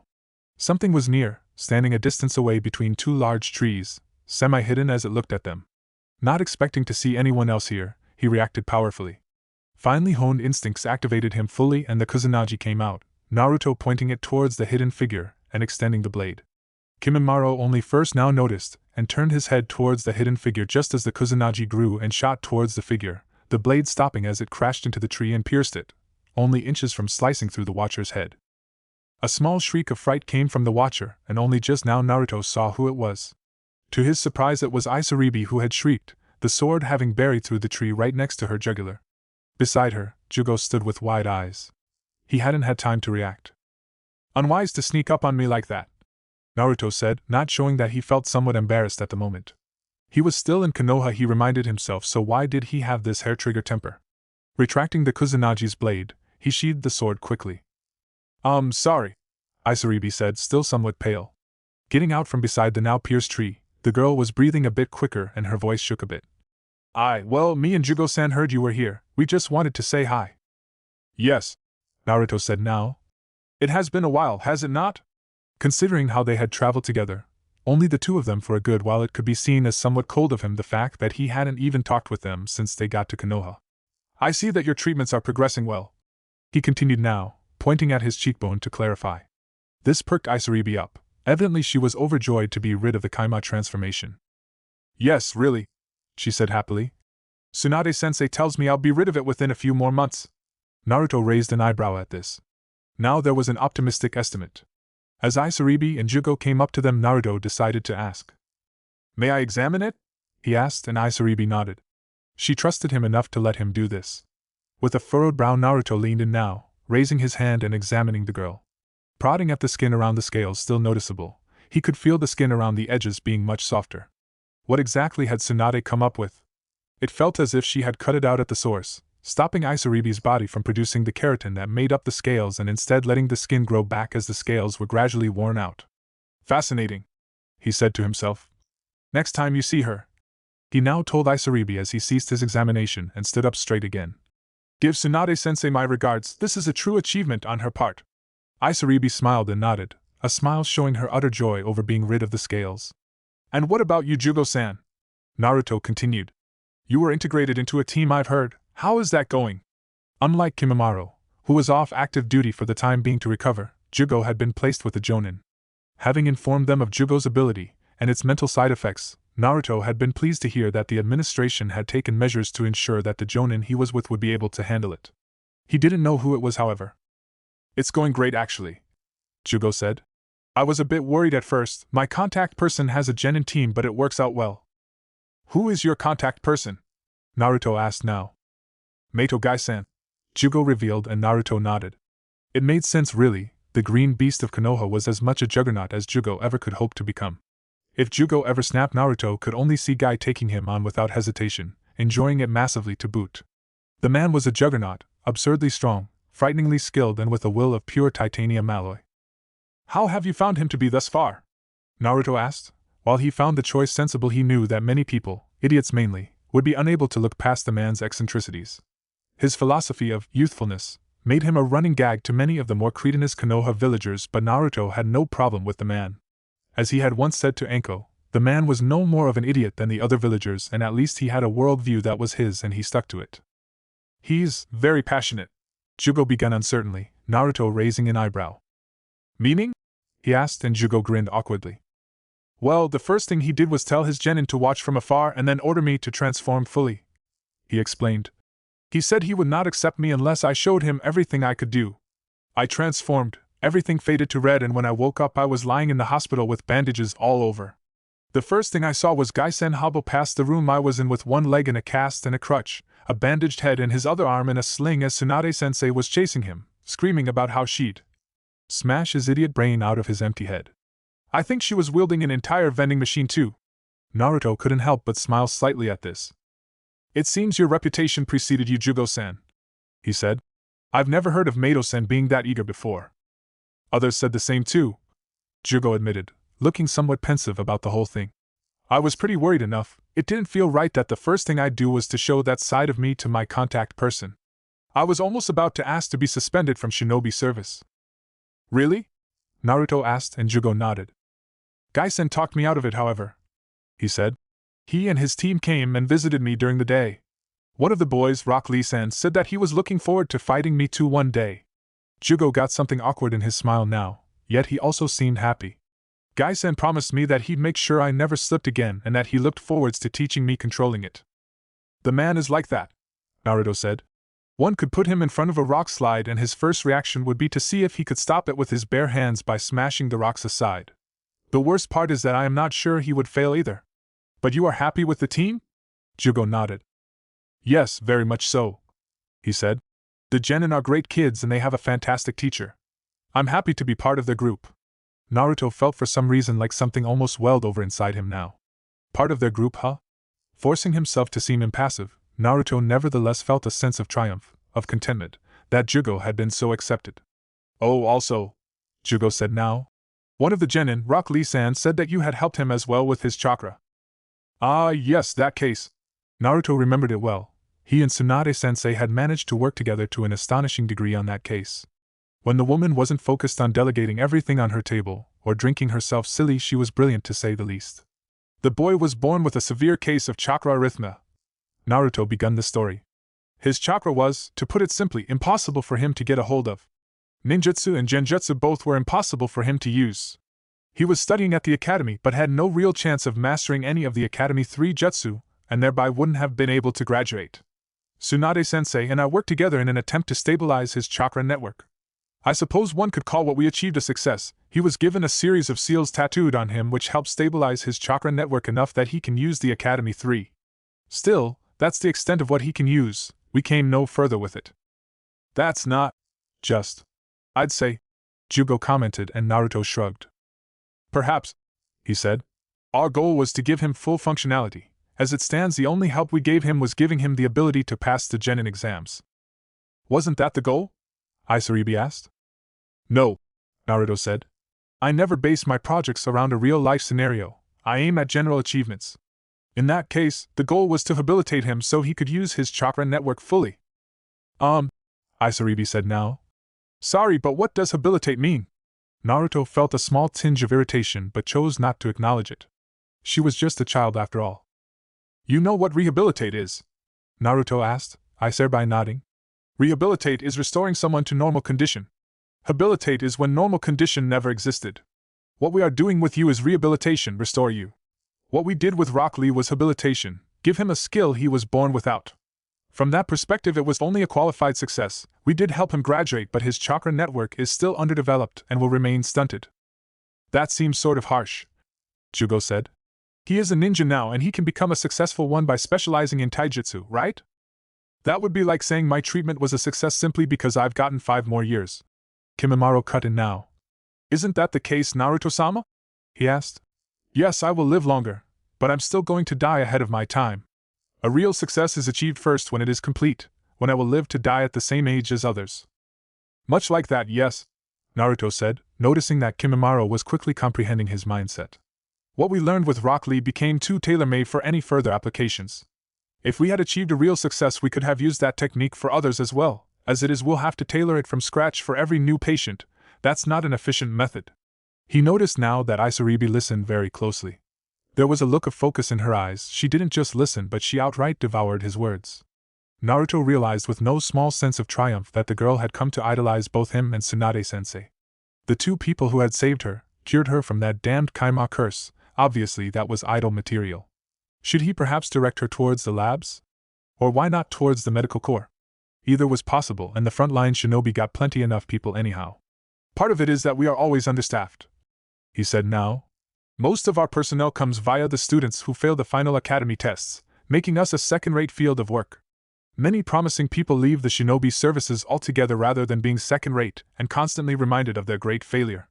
Being out in the field is the only real shinobi work there is. What we do is something they give to occupy the losers. Yes, he hated that system and had repeatedly requested changes to it. Thus far nothing had happened, however. That's stupid, Isaribi exclaimed now. So stabbing someone is considered better than healing them? Naruto shrugged, seeing how upset it made her. Konoha is a military village, he said. We are defined by our mercenary work and military capacity. That's what makes the 5 great villages great. Still, that very reality is what Hokage-sama tries to change. I heard of that, Kimimaro said. But I have yet to see what he actually has done. There's a lot of talk, but I feel as though his achievements are supposed to be obvious. Other than making Suna an ally of Konoha's, negotiating a full non-aggression treaty with Kyuubi, and, most recently, absorbing the remnants of Oto into Konoha? Naruto said the last part with some amusement in his voice.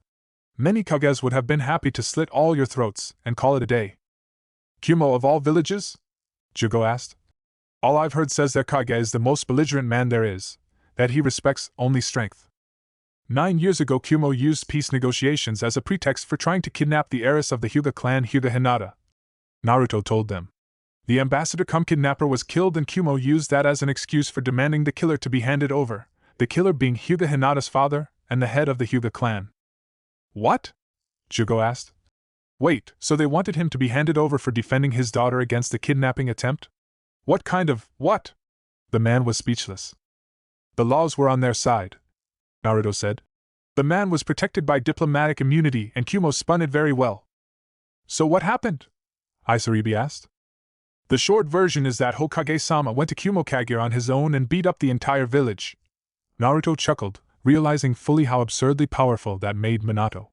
The man was a living god indeed, having added Konoha's Golden War God to the list of monikers after that. I was not there, but as I've understood it, he took out 100 shinobi within instants, defeated 2 jinchuuruki, and proceeded to beat the Raikage until the man was unable to even stand. He elaborated, seeing how even Kimimaro was awestruck by it.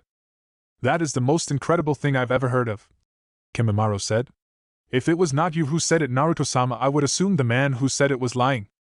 I know, Naruto said. The man seems to enjoy doing the impossible. He hasn't been too open with it, and prefers that it isn't mentioned. He means that there's no reason to keep reminding the Raikage of his humiliating defeat. How graceful, Kimimaro said. I would not have let him live for that insult. The man tried to kidnap a child and earned that treatment. Jugo seemed no more enthused by it. It is for Hokage-sama's dream of peace, Naruto said. He means that it will only come if we can be graceful enough to let things that doesn't really matter slide. The conversation was cut off somewhat now when Jugo's stomach suddenly growled, almost roared even. Naruto blinked and looked at him. Hungry? He asked, Jugo turning bright red. He begun awkwardly, Isaribi beginning to giggle. Come on, Jugo-san, she said now, grabbing hold of his arm and pulling him towards the Tsubaki district. Let's get you something to eat. Oh, would you like to eat dinner with us, Naruto-sama? She asked now, stopping and looking back at Naruto. Naruto didn't find the idea all that appealing. More socializing, ugh. He had a book waiting for him at home. I wouldn't want to impose, he begun, Kimimaro of all people answering him to that. You will not impose, he said softly. Gurindano made it clear that you're always welcome, no matter when. You would be an honored guest. Right, though we had Kimimaro's ever so slightly more outlandish trait. He was sticking to his idolization of Naruto even now. Naruto found himself wondering how easy it would be to convince the man to, for example, sleep with him. Not that he would ask that obviously, but it was an interesting thought experiment to consider. Just how far went the man's adoration of him? Also Naruto thought, that settled it, he really must have gotten affected by some strange chemical. I find myself without excuses then, he said with a slight bit of humor in his voice. That was the case, he was outmaneuvered and had no way to say no politely, yet he still took it in good humor.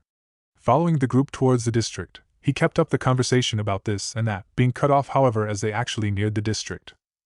Something was going on at the Tsubaki district. They could all hear screaming and cursing. They sped up somewhat, hurrying to the district to see what was going on, and the very first thing that became visible when they got there could be simply described as chaos. At least 10 people were at the moment slugging it out in a battle royale-style wrestling match in the middle of the street, several additional people cheering, and around the entire spectacle more people were chasing each other, Naruto noticing the girl who seemed to be in the lead of it all. Namikaze Kimiko. Holding what looked like Dosu's sound projector in her arms, the girl was doing her best to avoid her pursuers, Saku and Dosu, tossing it to the side with a yell of, Sa-chan, catch!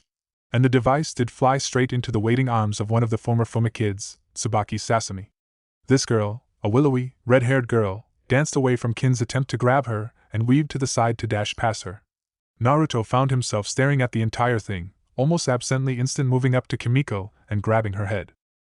He didn't mean to, but he inadvertently leaked out some killing intent, putting pressure enough on his surroundings that the entire riot stopped in 5 seconds straight, people all looking in his direction.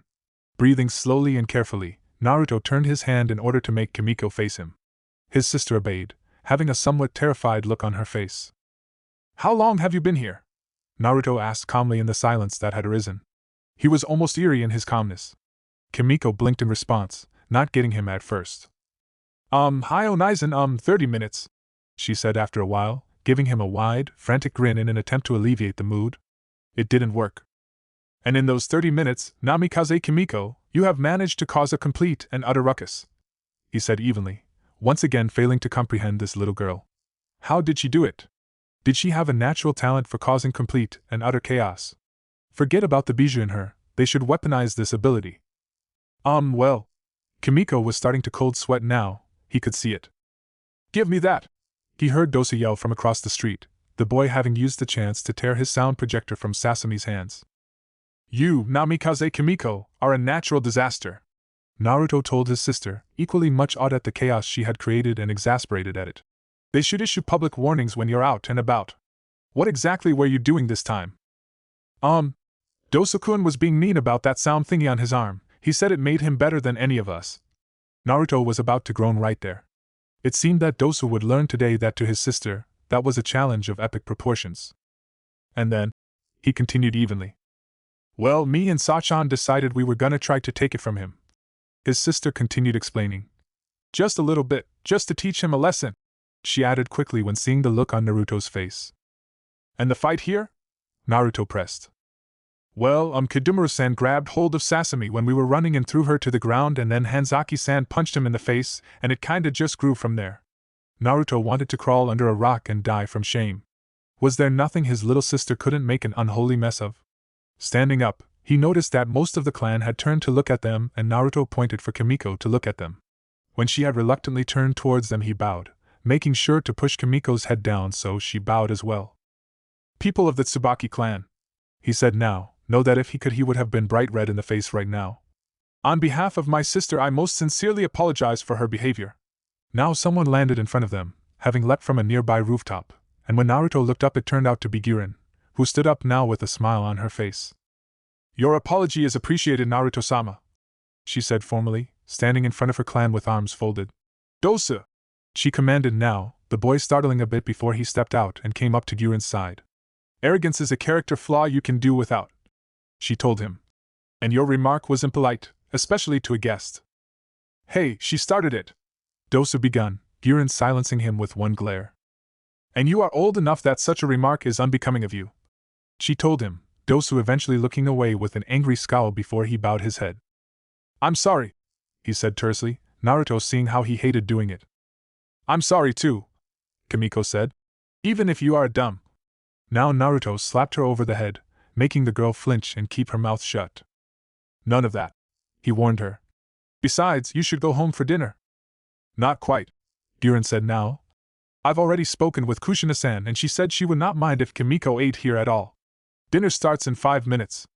Naruto felt a sense of dread now, realizing how badly this might turn out. He had seen what the average Tsubaki breakfast was like, with soup pots crammed down over people's heads and fights breaking out. He dreaded to say the least what could come if Kimiko was allowed to be present during a whole dinner. Kimiko, however, shone up and dashed away from him towards the main building. I take no responsibility for what happens now, he told Girin as the Tsubaki clan members all broke up, heading for the dining room. Girin smiled. We can handle 100 lunatics, she told him. I think one more can be handled. Naruto shook his head. I will hold you to that, he warned her before they as well headed towards the dining room. 2 hours later, with the entire debacle over with and with a minimum of casualties, Naruto and Girin both sat on the porch of Girin's house, the sun setting in the west. Naruto was leaning against one of the pillars with a somewhat exhausted look on his face. Girin had dug out a jar of sake she had opened and put between them along with a pair of cups they were drinking out of now. Your sister really is adorable, Girin said after she had taken a sip. Naruto sighed, admitting to himself the dinner had gone not terribly wrong at least. Kimiko had fit in with the clan like she'd been born into it, and yes, he did mean that in the worst possible way. Still, he had managed to keep her at least somewhat restrained, exhausting as it had been. Still, taking a sip from his sake, he looked towards the setting sun. She is to idiots what her father is to shinobi, he said. At times she seems to be almost retarded. She has no concept of considering her actions before performing them and seems to mainline sugar and caffeine both. With that, he took a sip from his sake as well, remembering Enko's last birthday as he did so. Yet despite that I love her, he finished. He was through denying it to himself. After that evening 3 days ago, Naruto had decided that his life was too fragile and too short to not make sure to clearly define where those he cared for stood with him. Still, he hadn't turned into a complete sap and he wasn't going to run around declaring his love for people left and right. Besides, if he even mentioned it to Kimiko, she'd become even more insufferable. Guren smiled at him. If you don't mind me saying so, she begun. You seem so much more calm now. I am, Naruto said. It still hurts when I think of Enko, yet now I can find strength in it, purpose. Do you want to know the most absurd part? He asked and Guren nodded. All it took was for that little midget to come over to my house and give me a hug. He had expected Guren to laugh, but she didn't. I know the feeling, the woman said. A pair of weeks ago Isaribi embraced me for the first time. I loved her before, yet when she did that, when I really felt her in my arms, it was as if it only became so much stronger, so much clearer. I was floating on small clouds that entire evening. I've been wondering if there is some way to physically measure the effects of being embraced, Naruto said now. It seems to have quite large effects, and it would be interesting to see if it can be mapped out. We're a fine pair of weirdos, aren't we? Guren said suddenly with a small chuckle. Sitting here and being in awe over what a hug can mean. You're right, Naruto said, remembering himself. This is getting outright saccharine, he said dryly and poured himself some more sake. Let us switch subject before I develop diabetes. Guren cackled with amusement at this remark and nodded. Yes, let's, she smiled. By the way, I came to think of it, when you said that about measuring the effects of a hug. Yes? Naruto asked her. Isn't that ever in the way for you? Guren asked him as she leaned back, supporting herself with her arms. It feels like no matter what you see you want to measure, examine, define and categorize it. It feels to me like you're losing something. That you can't see the sunset because you are too busy to think of all the tiny details that it consists of. On the contrary, Naruto said, I think I only appreciate it even more now that I know what it truly is. How do you mean? I could explain, Naruto said, but it would end up with me ranting. I don't mind, Guren said and Naruto nodded. Do not say I did not warn you, he said dryly before beginning. Far beyond the sky, across an endless void of utter nothingness, rages an eternal conflagration, an orb of light, bigger than our minds ever can comprehend. It is so hot that the matter it consists of is turned into plasma, the stuff of thunderbolts and flames. This plasma is created at the core of this titanic thing, at temperatures so hot the entire world would be annihilated if even a tiny speck of this core touched our atmosphere. Naruto now wet his throat with some sake and paused for a pair of seconds looking at the sun. From the core, he continued after a while. This light and energy takes hundreds of thousands of years to slowly reach the surface of this giant. From there, it hurls itself out into space at such speeds that only Hokage-sama's jutsu comes anywhere near it. An eternal wind of solar energy, carrying with it such power that if we could harness it we would be gods. It impacts with our world at immense speeds, layer upon layer of protection, magnetic fields, different parts of the atmosphere etc. being the only thing that makes this world inhabitable and not scorched by this endless barrage. Right now, the sun is red not because it has changed color, but because of the angle the light strikes our world. This changes the wavelength of the light, changing the color of it. Now, for some effect, he dipped his finger into his sake, grasping it with chakra and creating a small drop of sake in the air, drawing a ring around it with some more sake. Our world spins around this giant orb of plasma, he said, indicating the ring around the orb. The direction we face determining whether we see a giant orb of light in the sky. He now drew a line from the circle to the orb in the middle. Or if we stare out away from the sun. Now he drew a final line away from it all.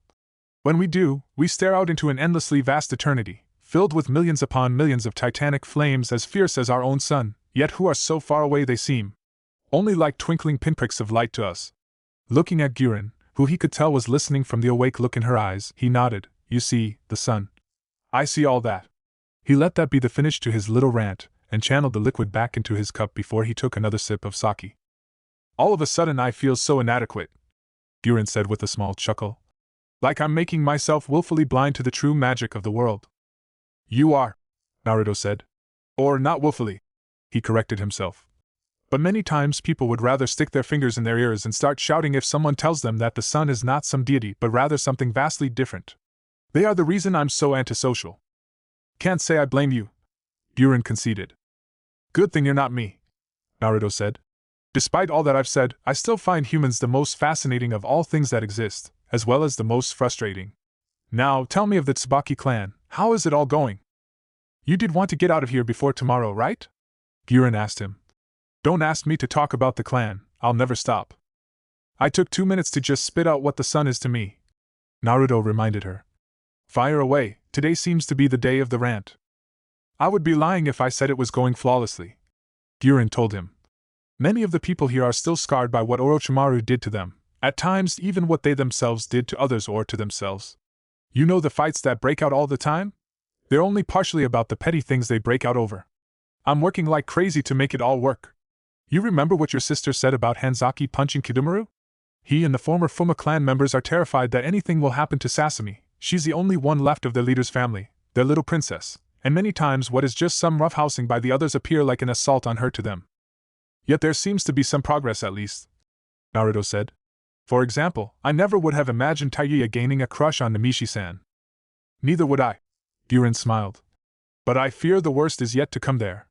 Do you know what happened to her? Naruto shook his head. Something traumatic, that's all I know. Her father sexually abused her, Gyurin said. She was 10 years old when he began, only days after her mother's death. Eventually he started whoring her out to his friends. Naruto listened in silence. How terrible. No wonder the girl carried herself with such hostility. She eventually killed him. Gyurin continued. Him and 3 of her clients. Kyuubi was a circus freak, being paraded around as an it to laugh at. Sakan and Yukon were thought to be a demon child and constantly abused because of it. The reason Yukon sleeps all the time is brain damage. He cannot be active more than short periods. Jirubu was thrown out of his family onto the streets for being too hungry all the time. Kimimaro was locked in a cell most of his youth, his clan fearing his powers too much to him be free. They all carry such scars with them, and once again Taiuya, can you imagine if she ever tried to actually take a relationship to a physical level? The vileness of human nature really is a self-perpetuating cycle, Naruto said before taking another sip of sake. Do you deal with this on your own? He continued, seeing how Gyurin shook her head. Oh no, she said. I have much help from the medic Nins, them and the Fire Temple. Fire Temple? Naruto asked. That was a new one. He had always had very little to do with the monastic order that lived there. His scientific mindset and their spiritual mixed very poorly, leading to both sides staying away from each other. Gyurin nodded. I've gone there a few times to talk with the monks, she told him. I'm responsible for keeping a clan of suffering people together and help them get better, but I'm not the most stable person myself. I go there for spiritual guidance, I suppose you could say. Naruto felt somewhat disappointed by this. How irrational. Yet it was not his place to criticize, not when he himself complained about how few were willing to understand his point of view. Has it worked? He asked politely, Gyurin shrugging. I haven't snapped and killed anyone yet, so I guess it has. Naruto found himself silently comparing the two. After all, he was talking to Rin, who was educated in psychology as a way to help her patients. Religious figures had been around to give moral guidance for centuries before that science even was defined. He supposed that even with an underlying philosophy as inaccurate and superstition-laden as the beliefs of the monks, they did have centuries of trial and error experience in aiding people find some measure of inner peace. Also, if it worked for Gyurin, he could just as well shut his mouth and be happy for her sake. Can I ask a random question? Gyurin suddenly asked, Naruto nodding. Do you have any interest in women? For a second Naruto only sat still, being too surprised to answer. That wasn't a question he had expected, that was for sure. Interest meaning? He asked, Gyurin just giving him a patient look. You tell me, she said, and Naruto furrowed his brow. I do appreciate the female form, he said. Let's start there. Women are beautiful beings. They can be aesthetically pleasing, alluring, cute, etc. They can possess an incredible spectrum of appeal. And yes, I do appreciate that. But does said beauty make me want to pounce them like a dog in heat? He remembered the time 4 days ago and flinched. He still despised himself for that. No, he said frankly. Which woman in Konoha is the most beautiful then? Gyurin asked now. Naruto was grateful she didn't bring that night up, but he nevertheless gave her a dry glare. I should point out that you sound like an academy student asking the boy she has a crush on if he likes girls like her. Gyurin responded with a snort now. I do, don't I? She chuckled. Let's call it an academic interest then. Har har har, Naruto said as dryly as he could, and Gyurin grinned at him in return. However, I don't think of it like that. he admitted now. I see different traits which I may or may not find appealing depending on the mood or other factors. But if I would have to provide samples. Naruto pondered this for a moment. In the aesthetically pleasing category, I have long found Yuhi Kurenai appealing. It's her colors, I think, raven hair, pale skin, and those red eyes. It comes together with her lines and forms a quite exotic form of beauty, unique and complete in and of itself. I've seen her, Guren said. I understand what you mean. For alluring, Naruto said now, smiling dryly after a moment. You will laugh, but you'd attain Kohara while she was young probably is the highest I can come to perfecting that ideal. I don't know what she looked like then, so I can't really say anything. Guren shrugged. But how do you mean? I saw some old photos of her, and I was struck by the dignity in her. It wasn't just something that came with old age, she and Mitokado Hamura has always had it. A grace and dignity that gave their entire beings a distinct sort of appeal. Not sexual, even though the lady in question wasn't lacking there either, but rather a form of sheer visual and charismatic appeal. Much like you in several ways, I must say, he added now. And cute? Guren asked now, seemingly not too embarrassed by his words. Thank the gods for that, it would have made things awkward. Cute is a harder one, Naruto said. It is wrapped up in so many psychological factors such as the protective instinct and all that. I suppose Hyuga Hinata for a long time came close to the ideal I have there, he said thoughtfully. When it came down to it, the demure and polite Hyuga heiress was a perfect little lady, especially when she had been younger. It created this adorable contrast when she, only 7 years old, would do all she could to ape her parents' graceful manners. She had grown so fast though that she was more moving towards actual beauty nowadays. Being only 12, the girl nevertheless had a quite well-developed female shape that did not mesh with the cute ideal. You've thought about this a lot, haven't you? Guren asked. I think about everything a lot, Naruto admitted, including what exactly I would seek for in an actual partner. We get to the juicy details, I hear, Guren said now, and Naruto shrugged. Not really, because I do not know, he admitted. What would it take to spark my interest? Intelligence? Perceptiveness? No, those are things I want in an assistant, not a lover. So to answer your question, I have no idea. Guren snorted now, Naruto raising an eyebrow in response. The now mistress of the Tsubaki clan waved her hand now and shook her head. I'm sorry, she said. It was just so funny to hear. You can explain how the very sun works. You have all the categories of how someone can be attractive worked out, with examples. But you have no idea about what could make you love someone. Naruto had to smile now, a slight bit awkwardly. I did say humans were the most frustrating of all beings, he responded. That's as true as can be, Guren said. You know, only today I overheard some of my clansmen talk about what would happen if Kimimaro and I married. Naruto raised an eyebrow at this now. Okay? Yes, she said. The discussion eventually veered off into whether his or my bloodline ability would trump. Their conclusion was that it would be for the best to keep both bloodlines and therefore both Kimimaro and I should build up harems to create as many kids as possible. Naruto groaned at this and Guren laughed. I will assume from your reaction that it doesn't work that way. No, Naruto said, realizing he'd have to begin to rant again. Plainly put, that's a stupid idea if I ever heard one. Let's say that Kimimaro gets 10 wives and they each birth him 5 children. Sure, you will have 50 children who might have the Shikatsumiyaku, but then what? If they take wives and husbands outside the clan, all you will end up with would be the blood being spread too thin.